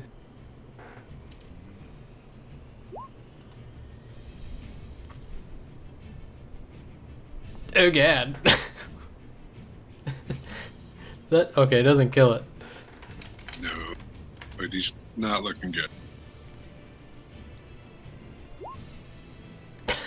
It's poison. Yeah. You watch as both of these just suddenly leech on to them and start like pressing their skin as hard as they can against these Saurians. Saurians start flailing, thrashing about, letting out these terrible screeching sounds as their skin really just begins to melt and boil. And both of them are strength checks to get the fuck out.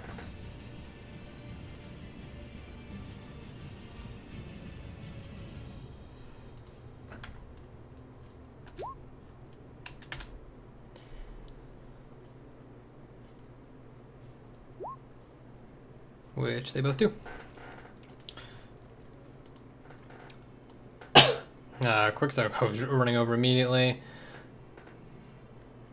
And he is stabbing away, which will fail. Hobble.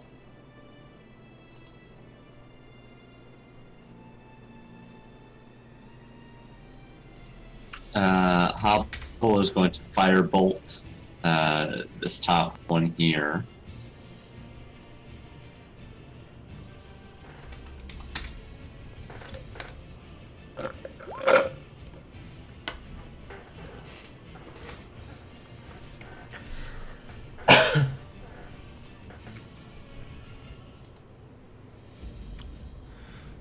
Hitting, Nice. 7. Anything else? Oh, it doesn't kill it. Yeah, my Saurian is going to bite it. Oh yes, yours is the one down here. Right. I don't know why I did Thaddeus's on Oquixo's turn.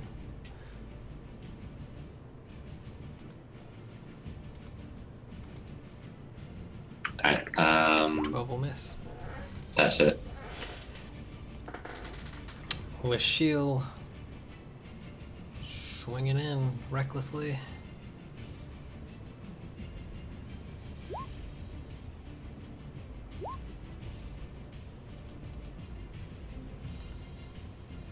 $17 hitting with an extra 9, 24 damage as she just randomly swinging wildly makes contact, explodes this shrapnel of chitinous bone spraying out in the entirety of the area. The cloud suddenly kind of warps and gets sucked back into whatever remains of this creature. Air to death you immediately. The blindness just subsides as the cloud disperses. The rest of the creatures seemingly kind of backing up as if their vision is adjusting to light as well. And I presume she's moving up that creature. Oh, she's got an extra attack. Hey-o. She's not a great weapon master, is she? Unfortunate. No. She should have been.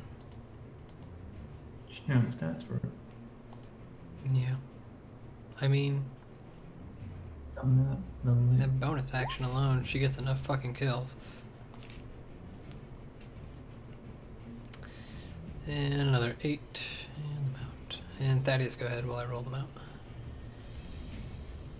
All right, a big guy going down kind of changes what I was going to do, but I think those two guys at the bottom there are close enough together that I'm going to hit them both with Toll the Dead.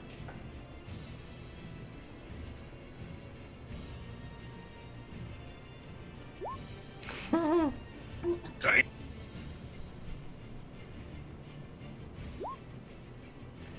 So 13 on that top one and 23 on the bottom one.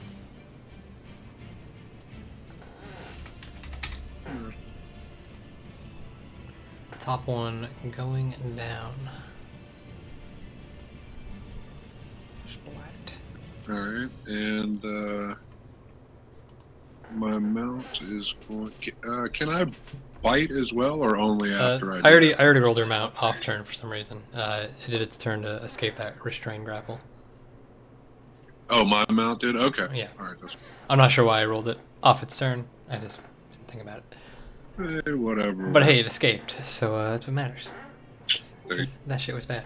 Air to death.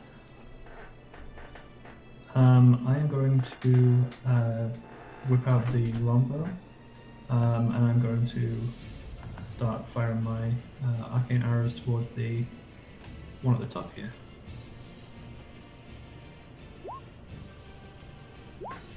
For 9 damage on him. Okay, well, they're both let out 2 bolts. Better need to go slamming into it for 9. Is it dead? And then Is it not my dead?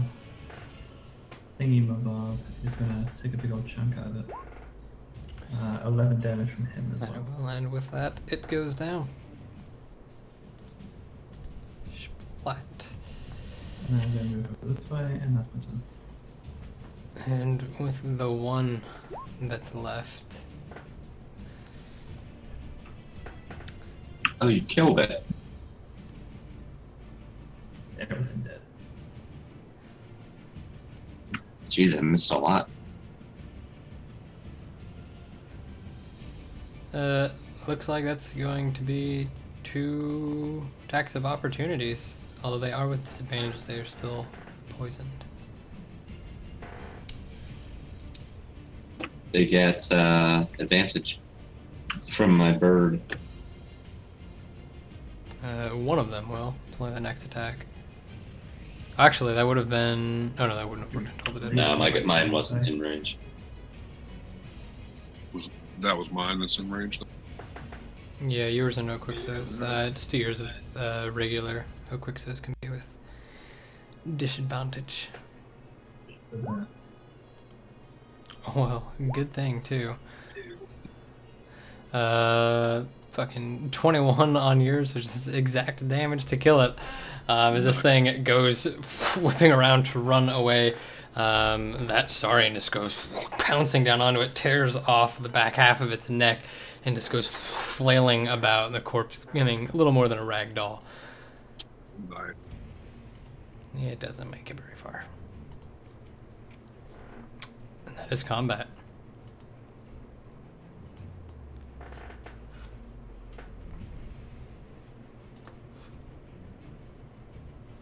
Right? Yeah, that's everything.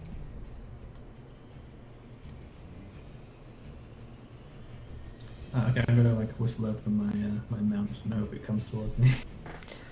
You see it sort of linger back and forth for a moment, almost dazed and confused, a bit sluggish, but eventually it whips its head around you. It gives you this momentary snarl before it comes making its way over. Cool. I like rub it along its snout and head as I go on its back. I'm gonna pull some rations out of my bag, and I'm gonna walk over to my Saurian and offer it the food and said, "Did a really good job out there." And I am actually going to use my Warlock spell slot to write a healing word to my mount. Yeah, I'm doing the same. Which is 6 points to him. Which takes him pretty much. I'm gonna do mine at level 2.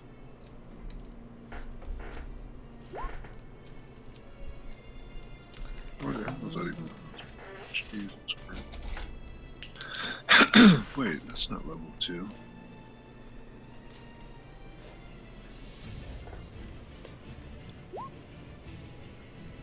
Just 7.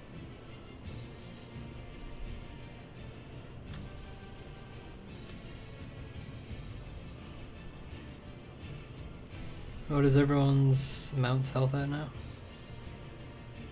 Mine was at full. 20. Mine's at 42. 42. Earl's is at 20? 23. 23. John, what's yours? Mine is full. What is that Yeah, number? but they're all different, so. Oh, 46. And Lashill's is 45. Because it's going to randomize in the next map again, which is, or whatever, whenever we plop them down next, which is annoying. 33. Okay. You guys are out of combat though. As you slowly, kind of quickly heal up the mounts, giving them whatever food or rations you can have. They're already like tearing apart at these creatures, kind of oblivious to the fact that they were just previously like poisoned by the flesh. They're nevertheless just consuming it without end.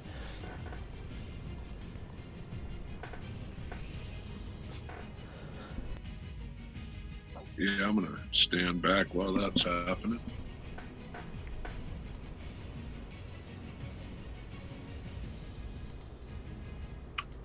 So I'll walk over to. I'll get back on my mount. Do I have to roll anything for that? Or are we chill? You're pretty chill. I mean, as you wait for them to finish devouring these corpses, having provided them with some sort of healing and rations, you simply just wait for them to get into a less aggressive state, and then it's quite easy to pull yourself back on. I'm gonna ride over to. I'm just gonna walk over. I'm not gonna like gallop over to Air Death and Lasheel and ask, what happened to that black cloud? I couldn't tell you, I couldn't see. Like you couldn't see through the cloud, or the cloud made you blind? I'm not sure, I couldn't see anything. He was out of the cloud. It blinded him. That's not good. But you can see okay now. Yeah, absolutely. I thought I was just in the smog, but the last one didn't do that. Interesting. It didn't. My fire didn't affect it either.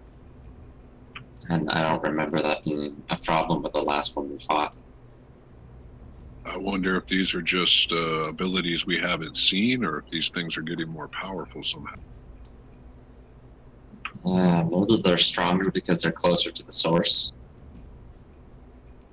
Maybe. I'm not sure you ever used fire on this creature before. Possible. Perhaps I was more tied up in the ziggurat the last time we fought it. But I know that my fire has affected these creatures in the past. The shelled ones must be different somehow. Yeah, they seem to have some kind of resistance to magical energy, so that wouldn't surprise me.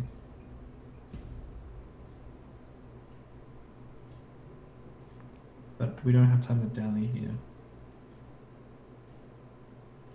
No, in any case, we need to push forward. These things are only getting stronger. I'll turn to Okixa and say, is the path to the temple clear? Or will there be more pools like these? As you kind of turn to talk to him, he's down on one knee, knelt over the side of this cliff, peering down into the pool. He quickly holds up a finger to you, kind of silencing you with the spear that's in his hand. You see him kind of bring the spear down below, and he lowers himself so that he can see almost directly down. He hesitates a second, then throws the spear. You see it lunge into something in the water. There's this thrashing in the waves, and as it sort of clears, you can see him He kind of jumps down onto the surface, pulls the spear out, and there's this long, kind of worm-like eel attached to the spear. He flings the spear and it goes flying off the end back into the pool. Okay, we go. Yeah, I'm sticking with you. What was that plan? He shakes his head. Couldn't be any other things. Quickly climbs back up the cliffside and gets onto his mount, rears it back up, and takes off. Doesn't say anything else.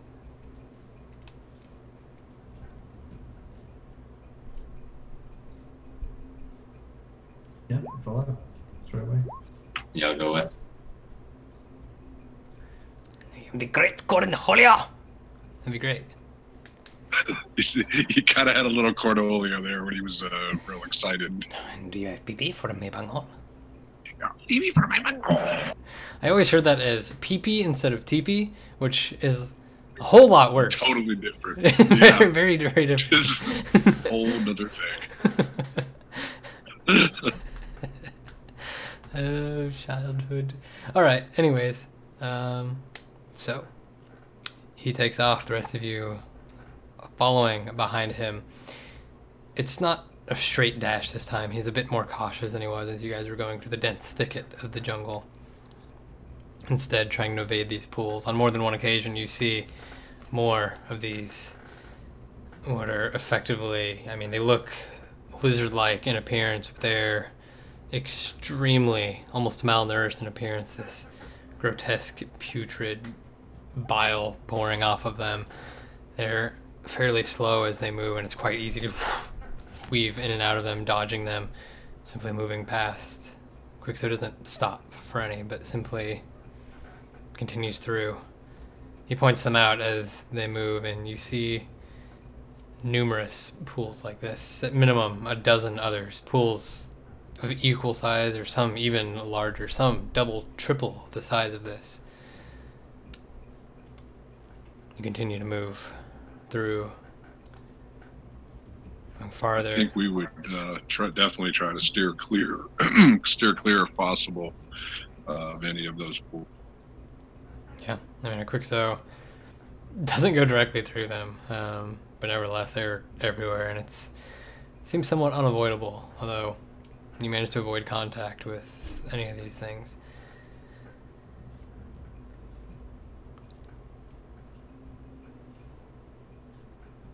Are there any other creatures moving around? Or is it just the pools being creepy?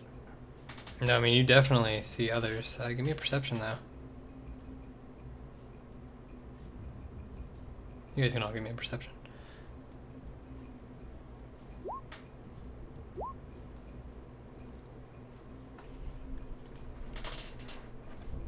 Okay. So for the most part, I mean, you all pointing them out to each other, no doubt. I mean, you see these shifting shapes.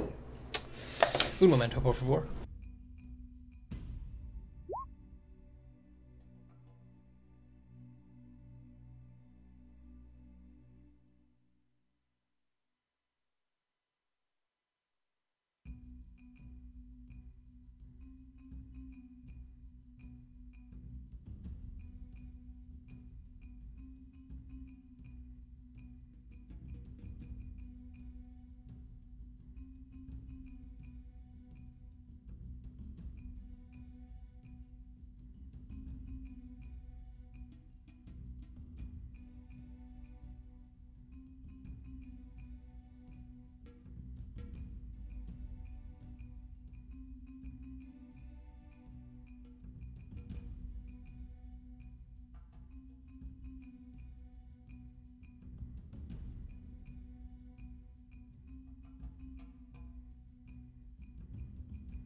All right, everyone back?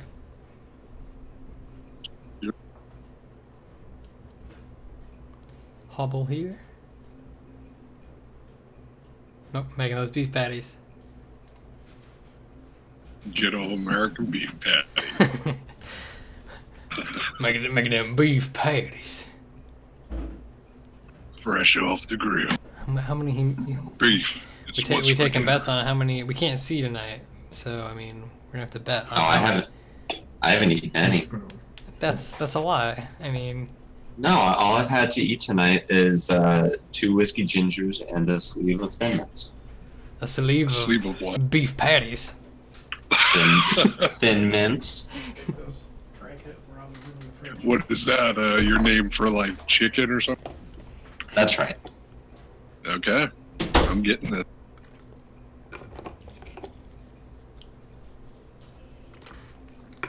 All right.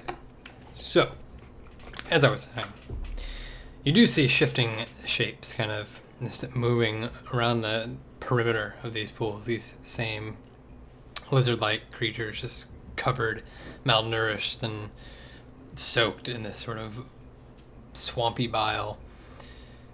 You do on more than one occasion see these large chitinous crabs moving along the outskirts of the pools as well.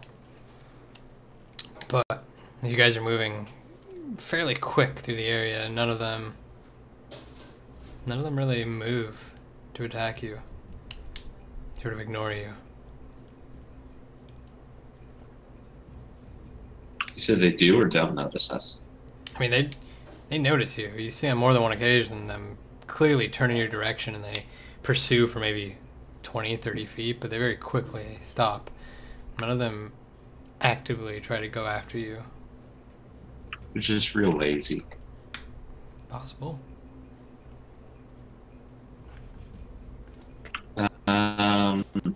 Can I? Is there a check to see if I think these things have some sort of intelligence? Are they smart? I know this in some way. Insight. Yeah, give me an insight.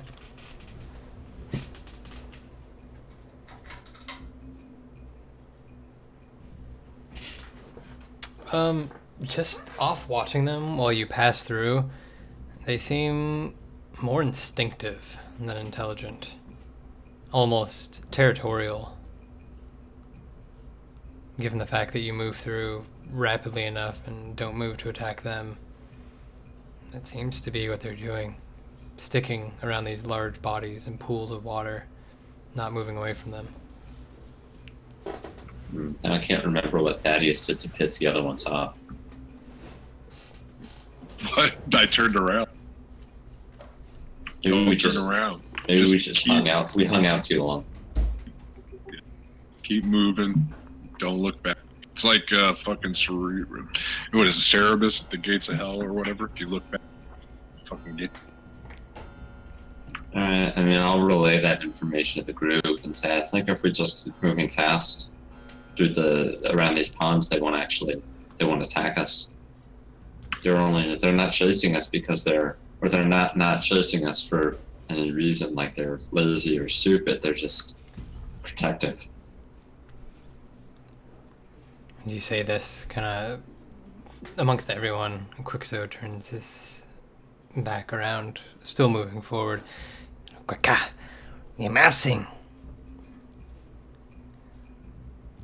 What did he say? They're amassing. Oh.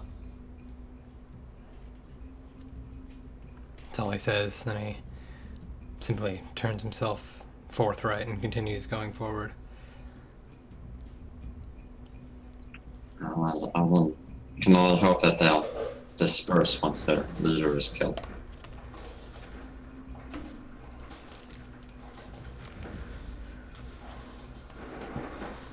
So, you guys continue moving. What if they don't disperse? What if this is just here forever now?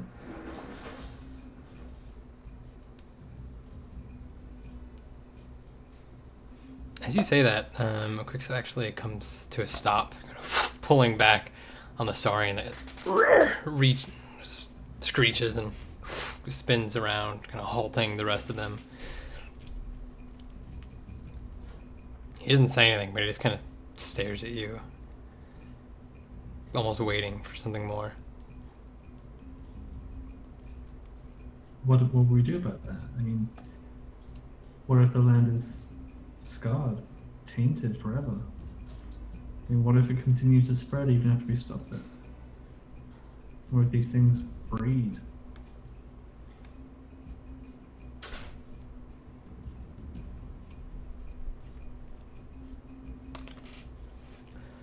Kraka. No. Krakrokan, he find way.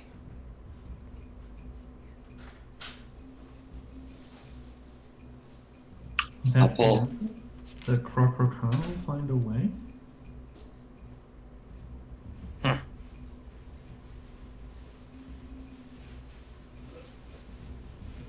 I'll pull the little figurine of power out of my pack and say, how to really purify smaller pools using the statue. Maybe, if anyone has the power to purify these larger ones, I believe he does. Or he'll at least know how to find it.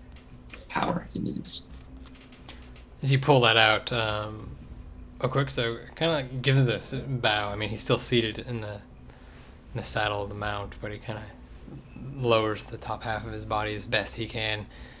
He's still lowered, pulls his head back up. Kukulkan! He kind of looks up and then back down at the statue. Kukulkan, fix. How did Kokukan let things get this bad? They had to know what was happening. His eyes sort of squint and peer at you. Drokan! And just spits at the ground. Can you tell us more about Thorokhan? Kokukan was pretty vague. Was he a hero among your people? Was he strong? Was he an average member of your society that found his power some other way? And why does he hate our kind so much? I know what we did, but why is he the only one who would seek out Gruthalak? Kind of stares at you for a second, almost looking you up and down before responding. Judging. You get the intent that he's judging whether or not he wants to actually tell you anything.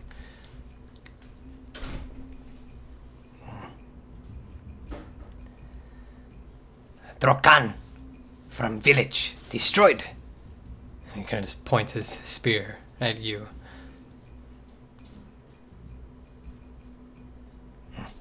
He go to Mekato. Angry, mad, move up rank.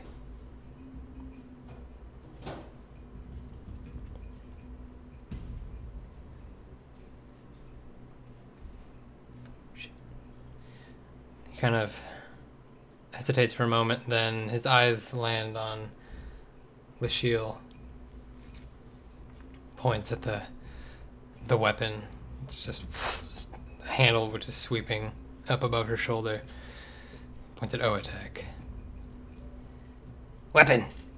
It come from Atsan tribe, Drokan tribe. From leader, Drokan take from wreckage.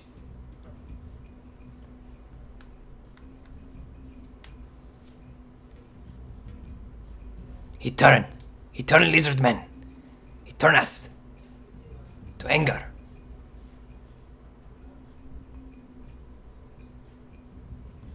This way, Mekato so powerful.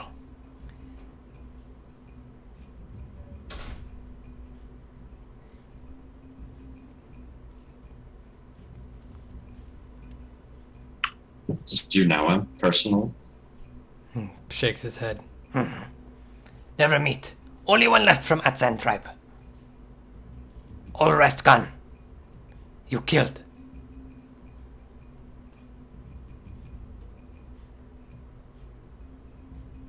Was the Atsan tribe the only tribe that was completely destroyed like that?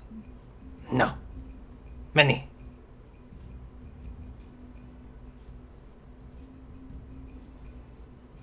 So there might be more Throkans out there. He shakes his head again.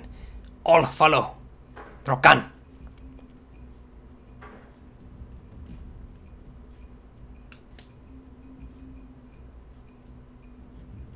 Yeah, but Throkan can't be alone in his anger.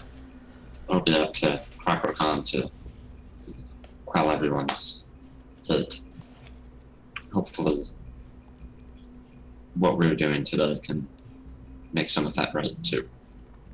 I mean, at that, Quickzo kind of looks to the surrounding area as you guys are still in this very murky swamp. Although at this point you're seemingly away. It's been a while since you've encountered one of the larger bodies of water, but nevertheless the ground is still kind of devoid of this lush life that the rest of the forest holds.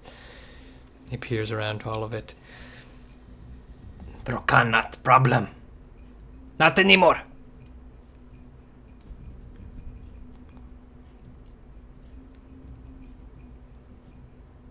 Is he going to be able to control the power he finds here, or is it going to use him? He just shakes his head. Not no.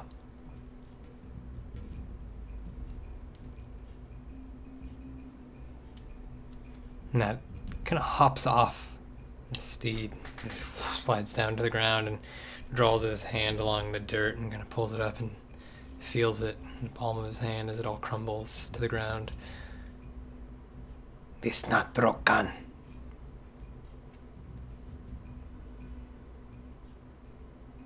I would actually be surprised if Throkan is even alive when we find him, to be honest.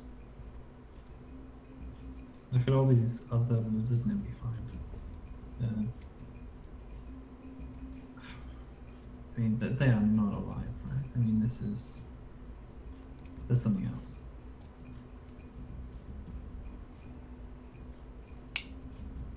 It'd be better if it was Thorkan. At least then we know his motive. If Gruthalak is really corrupting these parts, or whatever God is doing, we have no idea what they want.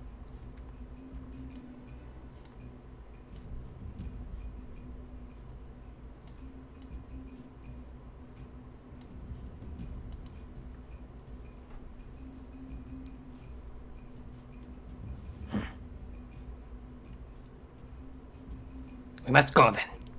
Stop. Throkan, stop. Gru. Before we go, Kingsa,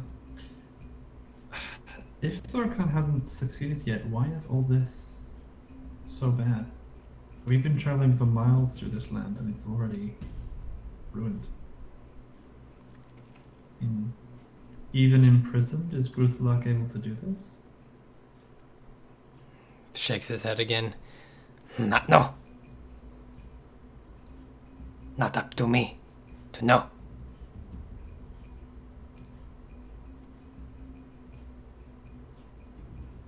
I feel like nobody has told us anything, really. Yeah, pretty much.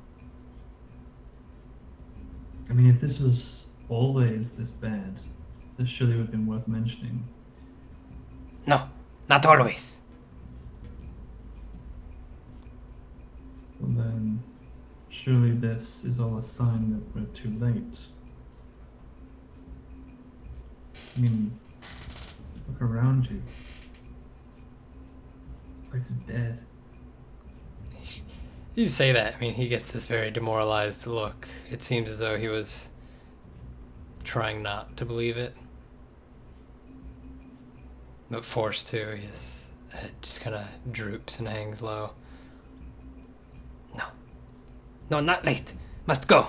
Must stop. We've already come this far, but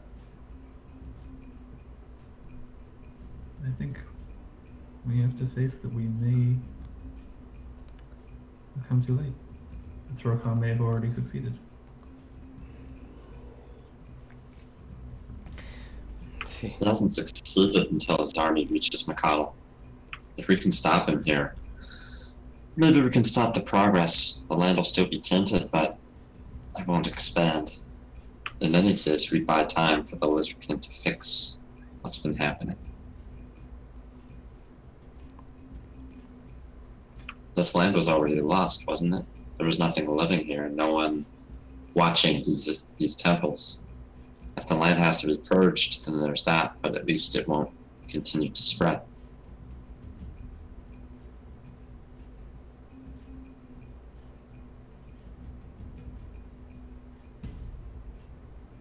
Either way, we have to go. No.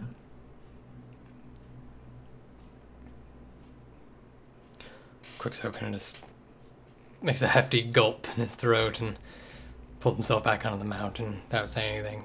Whips it up and takes off.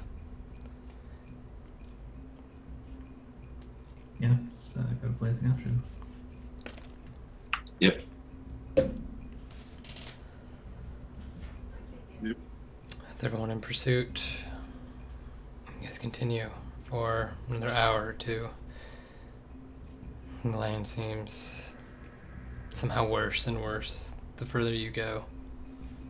Well, the pools of water, still tainted and murky, are farther and fewer in number. There's still a couple that you encounter. Each one of these same horrid abominations as the last. As you continue on for those couple of hours, Quickso eventually turns around and... Kuraka, not far now. Can we see anything in the distance yet? Give me perceptions.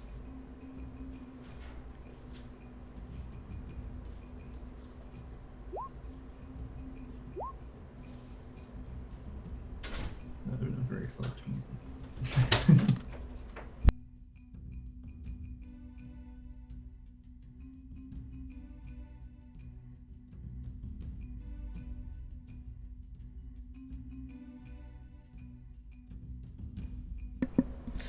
Start trying to avoid those door slams. That means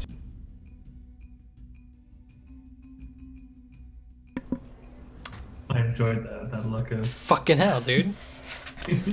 So, what do we got? 24, 23, 11.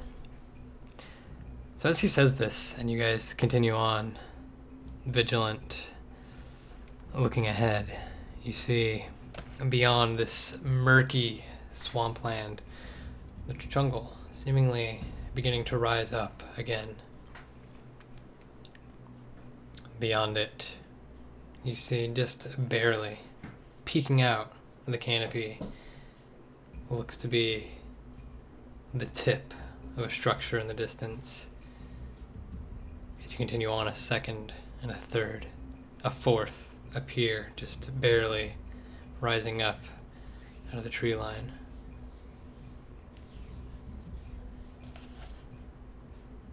As you come nearing the edge of the swamp, he reins the mountain to a stop and turns. Aklon, it's just within.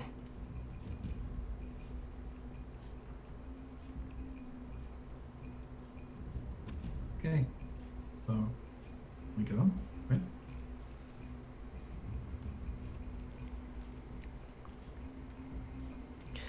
What if he is out, as you say? What if too late?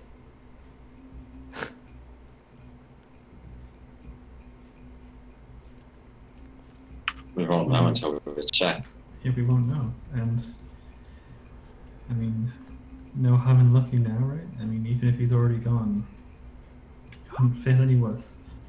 It's more information than we had before.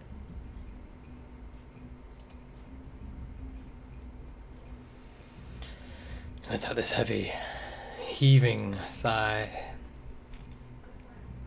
Nods and pulls the mount back around and slowly begins to make his way forward. As you exit out of the swamp and into the more dense thicket, it's almost too abrupt the way the swamp ends. It doesn't intermingle and combine with the forest, but sort of just ends exactly where the tree line picks up, where the dense thicket begins to come to.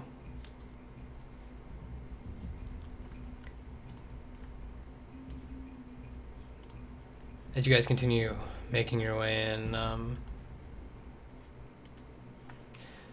Quickso's moving quite slowly, and he's stealthing, as I'm assuming everyone else is. No, I'm screaming and charging forward. Yeah. war cry, basically.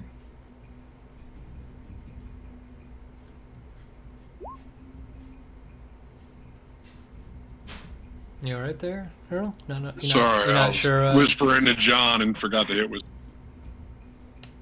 Trying to figure out how to do simple commands.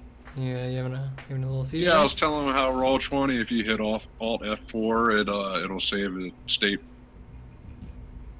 Okay. You can reload. No, I know what you're trying to say. You're just not able to say We it. started off with F5, then went for Alt F and F9. Yeah, well, I guess if you do like the pointy brackets, it like doesn't show what you type between it for some reason in chat.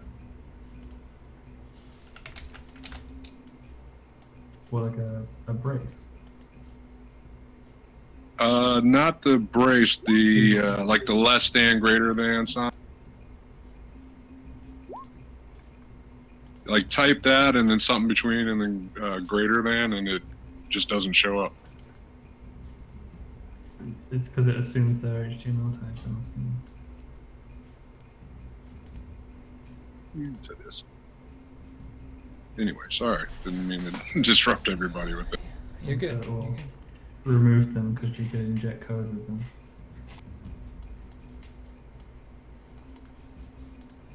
So, That's how Ty gets all those 20. of course. How else am I gonna win? It's the only way to win at D&D, right? It's to roll 20s. Correct. We keep a talent. Are DMs technically the only people that can win at D&D?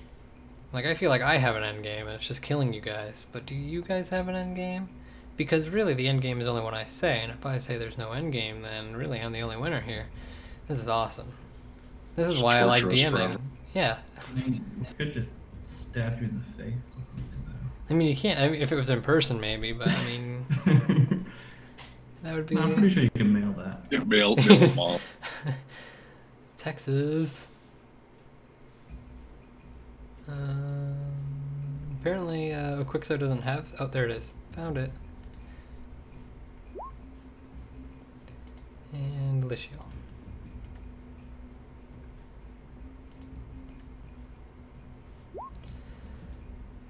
Who are we missing? Thaddeus? Is he talking about Alt Fs instead of stealthing? There we go. Okay. Not the best, but Still not. as you're above or on top of the mounts and really, I mean, at the very least moving slowly as to not make any noise.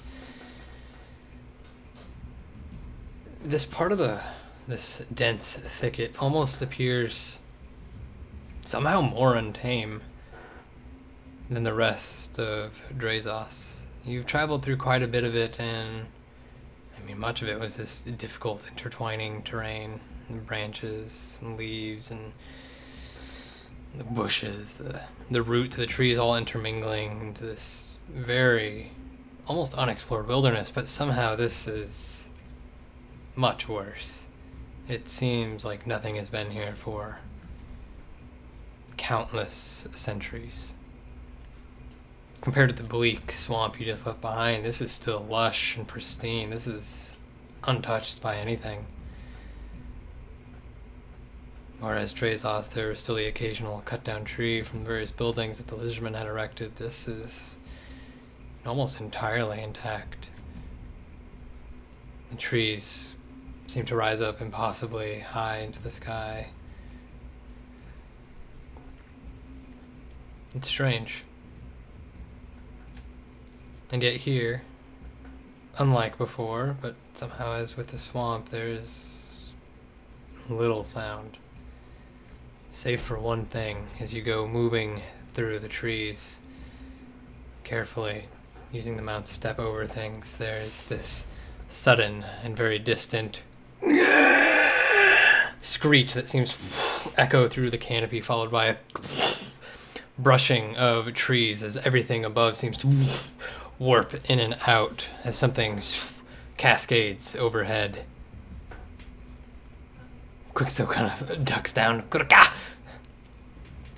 What is? Dokkan, baby. I'm thinking it's pterodactyl, but did we get us any way of seeing that? Like, Give me a perception. Yeah, I'm gonna tip.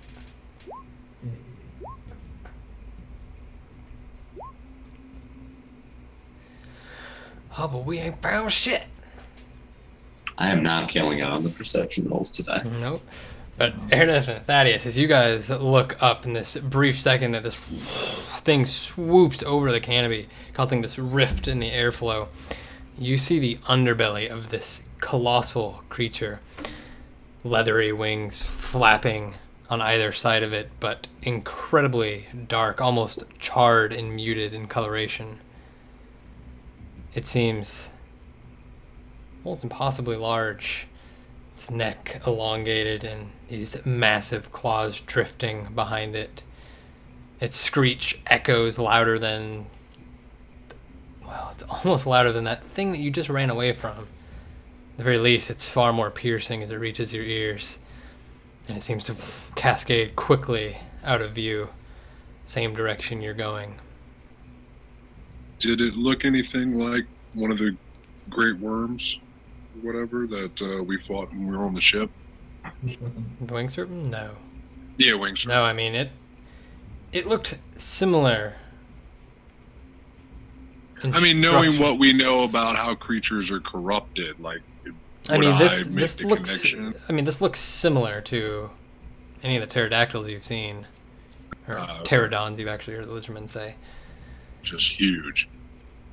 Quite a bit larger. Oh, so it looks more pterodon than wind serpent. Yeah, I mean it's Okay. it's got large leathery wings on either side, not feathery wings, like the wing serpents. Is there any sign that it saw us? Like, is it like just staying still for a moment? Does it circle around at all? Does it? I mean, from the brief view you get, it sweeps right by you guys and continues forward. You hesitate for a moment, stopping in spot, but nothing seems to circle back around. Okay. Our path forward, we still have lots more lush jungle to hide in, right? It's not just. Yeah. I mean, this is the thickest you've seen it in any part of Drazos you've traveled in, by far. We'll have trouble getting down here. We should just move slowly, carefully. I think we'll be fine.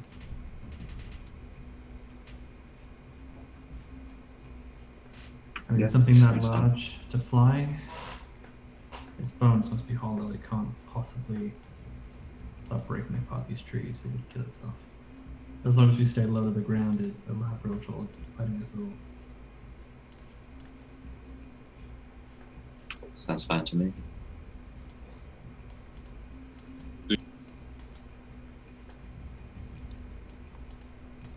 Okay. So, you guys continue forward, moving slowly and carefully. Yeah, I'm actually going to dismount and start leading my Saurian because I don't want to risk that extra height, to be honest. And yeah, we can slink low to the ground. I'm gonna stay on mine and crouch a little bit lower, but I'm short. We're going Quixote, slowly enough, I think, but it's not worth riding anymore. Quixote stays on his. The shield gets off. Thaddeus. Yeah, I'm gonna stay. So, the shield and Airdeath, you two sort of take the lead normally, and gonna make your way through the thick jungle thicket. As you continue forward, moving at a slow pace, and especially now that you're on foot, you travel for. It feels like forever, but it's really only 20, 30 minutes. As you're moving along the path, your eyes really only looking forward and above until you hear this footfall. Doesn't come from anywhere else but beneath you, and as you look down, you realize you're standing on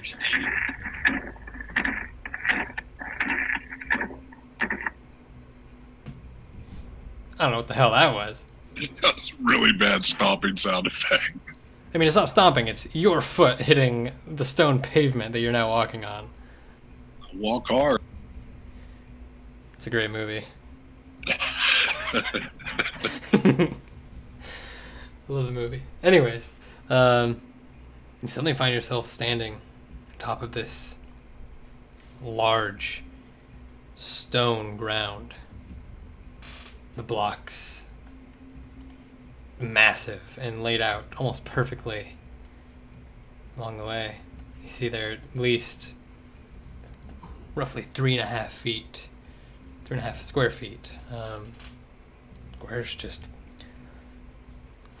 spanning what appears to be a path continuing off in the direction you are. You can see at this point that much of it has been taken by the overgrowth, trees and grass, dirt, all encroaching on this ancient stonework that has been bleached and yellowed over the years.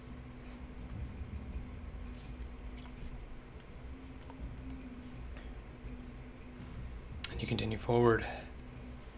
Yeah, I'd like to keep just an eye out as we're heading forward, like for things in the forest. I know we haven't seen anything really at all, but I'm slightly concerned about walking down an actual path. That's somewhere you might be ambushed. So, give me another perception. To go out. There goes. There's the bad one. There's the bad one.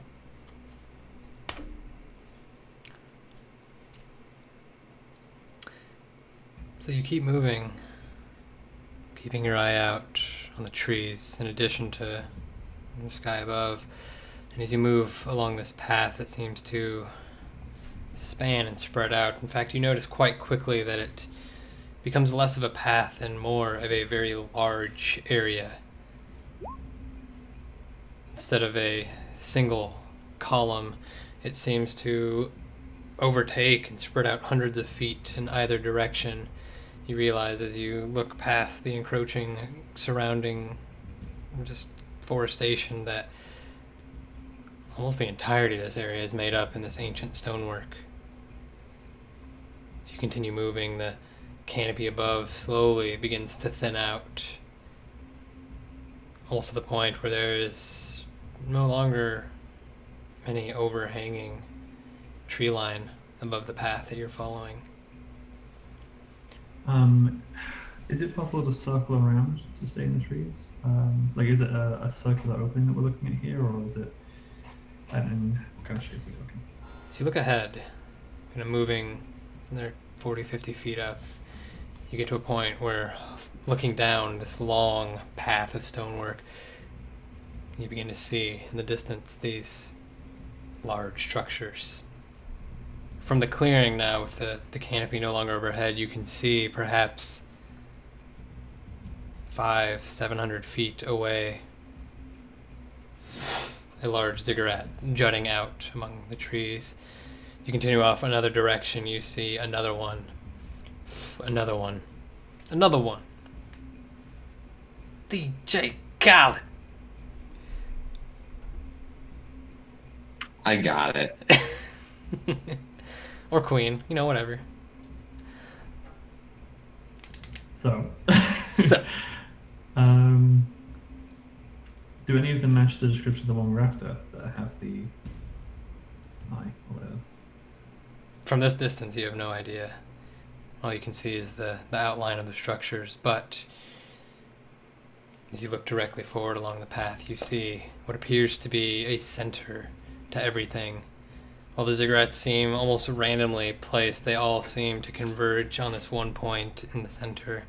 This large, ridged hill jutting out from the ground, from the massive plinth of stone that has been erected here.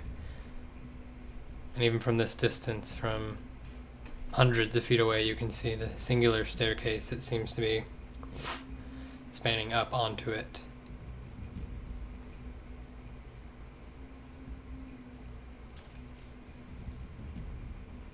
Any sign of our pterodon friend? As you've been moving, you've heard very distant screeches, echoes throughout the forest, but no clear visual of it.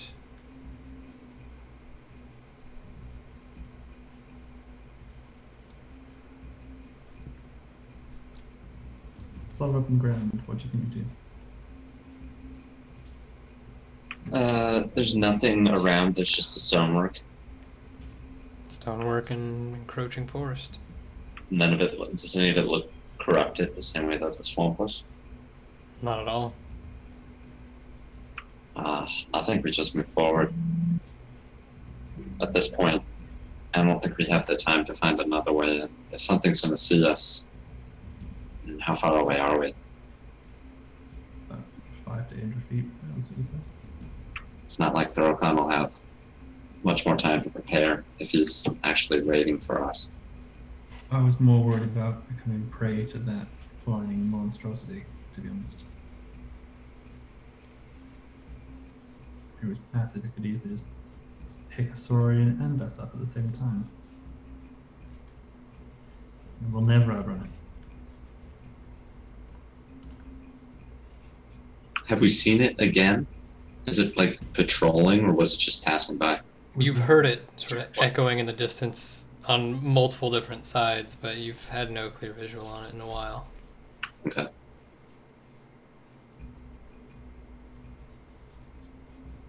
I still think we have to go in. If that's 500 feet, we can make a break for it. And the center's farther than that.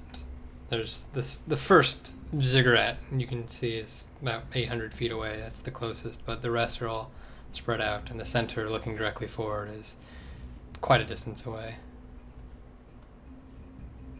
Hobble, can you send your bird in? I know you can't see through its eyes that far away, but can it like tell you what it saw or show you what it saw once it comes back? No, I can't talk to it. It can give me brief messages, but it can't speak to me. No flashes of images or anything, just... No, and even if we made it to the center of the ziggurats, it's not what we're looking for. We need to find the specific one. Well, that's what I was thinking. It can look for the one with the eye. If we can get closer to the ziggurats, if we go around the outside of the plaza, then we can look at them one by one. That might give us more cover. Well, I think what Thaddeus was saying is, why don't you just give the instructions to look for one that matches the description and can lead us in the right direction. And your bird is going to go quickly compared to us, and it doesn't have to worry about sneaking around. It can just fly quickly around, and it's looking for something quite simple. Even if you could give us, the general direction instead of us marching up and down this humongous area. Yeah, I mean, I'll give my bird the instructions. I want it to look for the eye. I'll try to remember what the ziggurat looked like that Crockercon had shown me, as far as where on the ziggurat the eye is located. And relay those instructions to my bird. Yeah, I'll whip out a sheet of paper as well, and I'll prestidigitate a mark on there, the eye that we're looking for, just so that it can have something more to go on.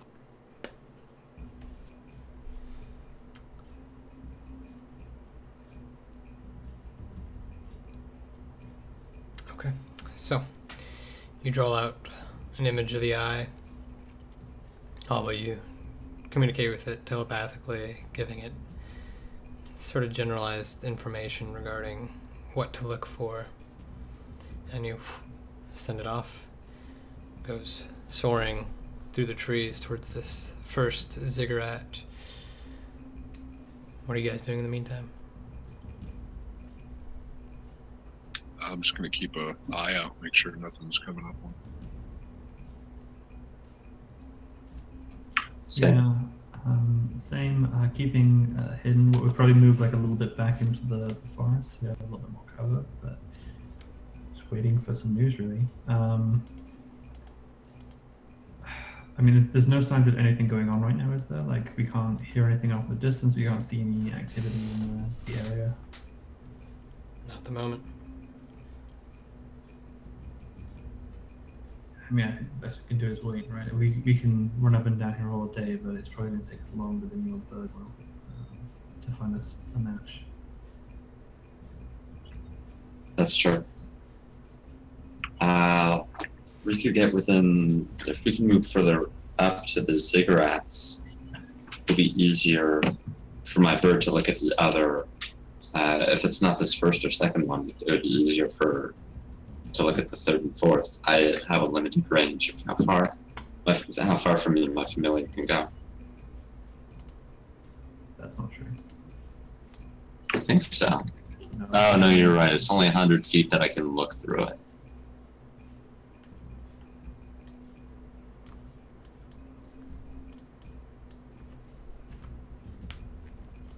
I mean, we can go to the middle, but we'd be terribly exposed over there. I think it's maybe best we don't do that. It's not much worse for us to go, diagonally towards any of these once we find out which one it is.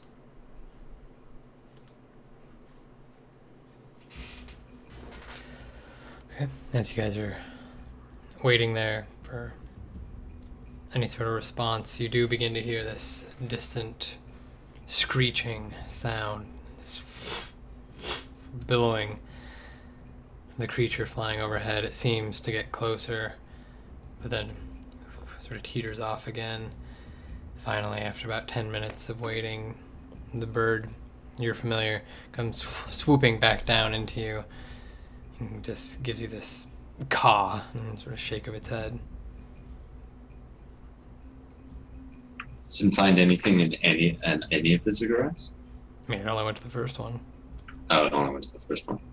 Oh, we meant to send it around the circle. Yeah. Oh, well, be back tomorrow. Like do a flyby. I mean, this is a huge area. I mean, as you guys are looking out at each of these cigarettes, it's going to be quite some time, mind you. Yeah, I mean, it can only go 60 feet around, so we're expecting this to take a long time. We were planning to sit down for like an hour. Take a short to rest. fire on it. Yeah. But I suspect everyone should give me a fucking stealth roll. Okay, cool. And this is why we said we're going back into the jungle. It wasn't because, it'll be in a minute. Oh, not dead. Oh boy. I mean, we're just like not really moving or anything once we find a good hiding spot. So doesn't that help?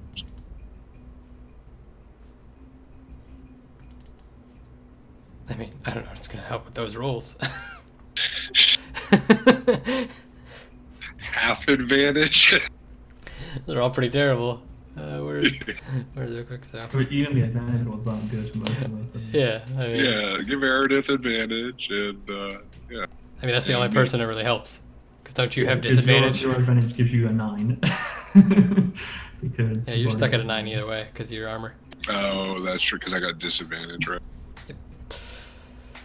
So, I'm just sitting there, I guess, technically at a short rest during this time. Cool, I'm gonna roll some hit.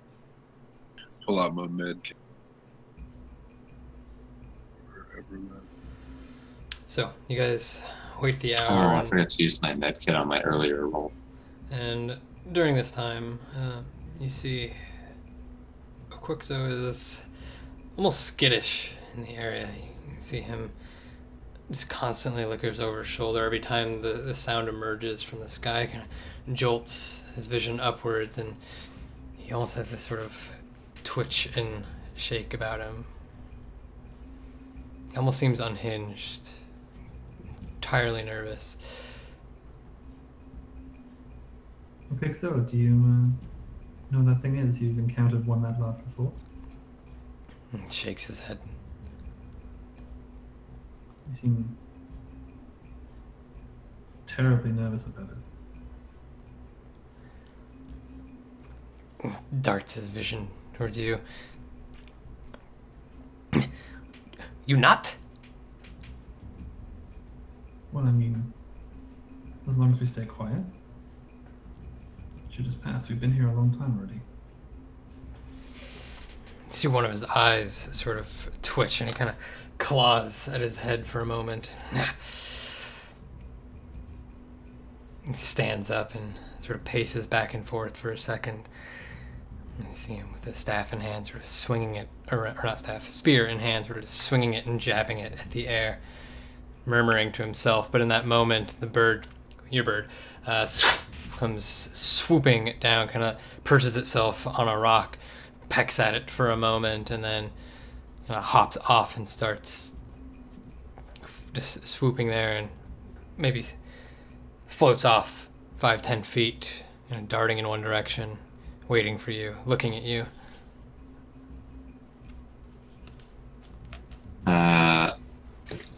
I'll ask it, can you tell us what ziggurat it was if we go clockwise? It flies in a circle for a minute, then swoops further in the same direction it's already going. Does that give us a clear idea? Is there like, are there several over there, or is it quite clear where we're going? From the distance, I mean, as you look in that direction, you can see 3 over there, kind of that general vicinity. But the impression you get from him, Hobble, is that he can take you directly to it. I'll look at the group and say, he can take us straight there. Do we want to go? Do you think that large pterodactyl thing is making rounds here? We've seen it twice now. I mean, if over the span of the hour, you've seen it more than that. It's most definitely making rounds. So how often would we say it's coming? It's sporadic. Because that I mean, is, it's random intervals. As this thing is just really swooping in and out of the area. all right. How long has it been since he last flew over? Maybe 10 minutes. Okay. So. Where the bird is leading us, is there any cover? So that depends. Or is it just, does it want to fly straight through the open? I mean, it's flying straight through the open, but you could definitely go in a roundabout way. Yeah, let's do that. Well, I'm thinking we've spent a lot of time here already.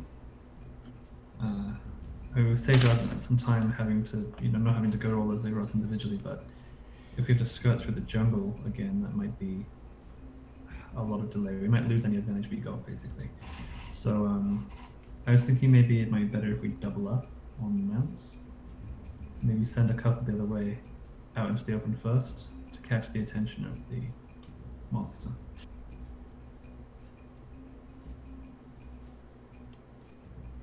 Sacrifice the mounts. Yeah. Not all of them, just a couple. Yeah, no, I understand. So take our, put the 5 of us on 3 of them and send the other 2 in different directions. We get on whichever ones look the largest and strongest, send the weakest and most injured off in the direction. Just smack them out into the open, and then once they're out in the middle, we charge off in the other direction as quickly as we can towards wherever your bird leads us, I guess. Yeah. It might not let us get all the way, but at least it might buy us a couple of minutes, give us time to get inside. I think that's smart. I think that's the best plan that we'll have. I just don't want to spend half an hour skulking through the jungle. We might bump into all manner of things anyway. We'll probably avoid more just by blazing there as quickly as we can.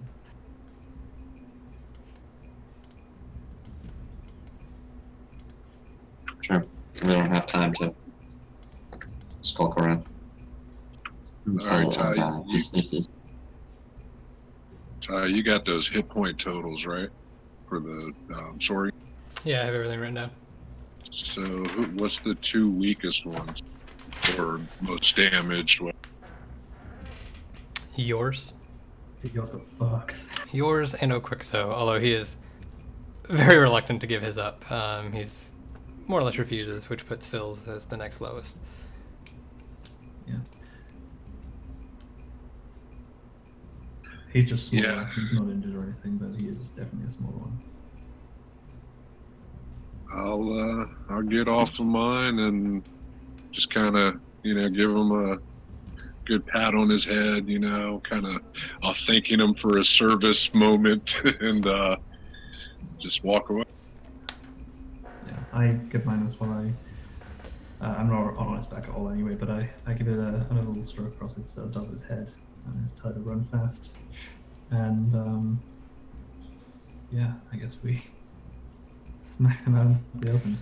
Alright, you guys smack them, quickly climb on to 2 of the other mounts, Hobbles and Lashiels. Quickly lets out Hrakatya! something in his language as the two mounts immediately go darting off into the center, running as fast as they can, straight towards that large kind of uprisen stone plinth at the very center of this entire vast jungle landscape. Are you guys waiting, or are you guys going? I mean, I think we want to send it not necessarily towards the center, but further away from us. Like if we're going to the far right, we want to send them to the far left. It doesn't matter so much, I don't think. Like, if we give them a little bit of time, they'll be far enough away from us that it's not a big deal. We can't control where they're going that much. Yeah, they're going towards the center. They're following the path there. Are you guys waiting or going, though? I think we give them like a 10-second head start and go. Okay. 2-3 rounds max, and then so we start blazing. You guys count it down, waiting, just to the point where they're a few hundred feet away, and immediately let off on your own 3 mounts. They go darting across this path onto the other side of the jungle, and eventually taking you into another kind of intertwining of stone lattice work, moving, following the bird as it darts between trees and takes you to this trio of ziggurats in the distance. As you guys are moving, you hear this sudden and as the large pterodon comes swooping straight down towards the center. It is a few hundred feet away from you. You watch as its tremendously large maw kind of buckles down, and what forms this massive sort of spiked beak impales one of the saurians almost entirely. You hear this deathly roar from the creature. It is entirely torn in half, its beak rendering its body just vertically demolished. Definitely that. Probably, yeah. Looking back, you see the creature over your shoulder, clearly the same mount that Thorokhan had previously wielded, but far different. Its body somehow shriveled but larger, its wings torn, tattered, and its flesh almost, looking at it, almost skinless is the appearance you get. It is grotesque, and it momentarily kind of devours one half of the sword. It's just torn in half, and then quickly swoops over to the next, catches it on its hind half and throws it across the way. You see part of its legs just torn, swallowed almost instantly as the rest of its body goes slamming in. In that moment, your mount's darting across straight towards this trio of ziggurats. The creature lands its eyes on you, buckles itself up into the air, goes darting straight towards you. The mounts continue as fast as you can, following that bird towards the ziggurats. As the three come into view, you see the bird clearly going towards the one in the center, and even from a distance of a few hundred feet, you can begin to see the outline of a large circle flanked by 2 lines on the top and bottom. A single staircase seems to head up the main column towards an entrance at the top. The bird soaring incredibly fast after you guys, clearly gaining on you. You're only a few hundred feet ahead of it, and as you make your way up to the ziggurat, you see this large reptilian figure. You hear the crunching of stone as his weight causes it to buckle underneath him, and these eyes, twisted, dark, and yet filled with this prismatic anger, stares down at you. You watch as Thorokhan steps out from atop the ziggurat, entirely changed, his body nothing but spikes and tormented anger. And that's where we'll pick it up next time. Oh. Fucking cliffhanger. Totally gonna wet that bird as soon as it comes in.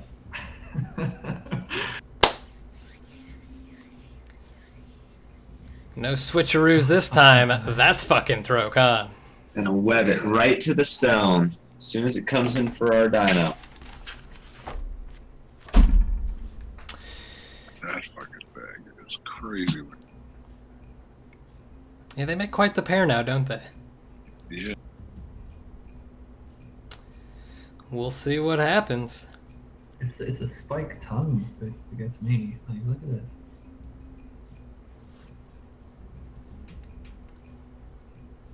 Yes, it's just a literal spike. It's literally Yeah. a spike.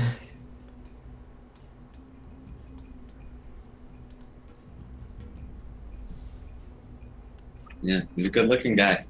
Swell looking guy.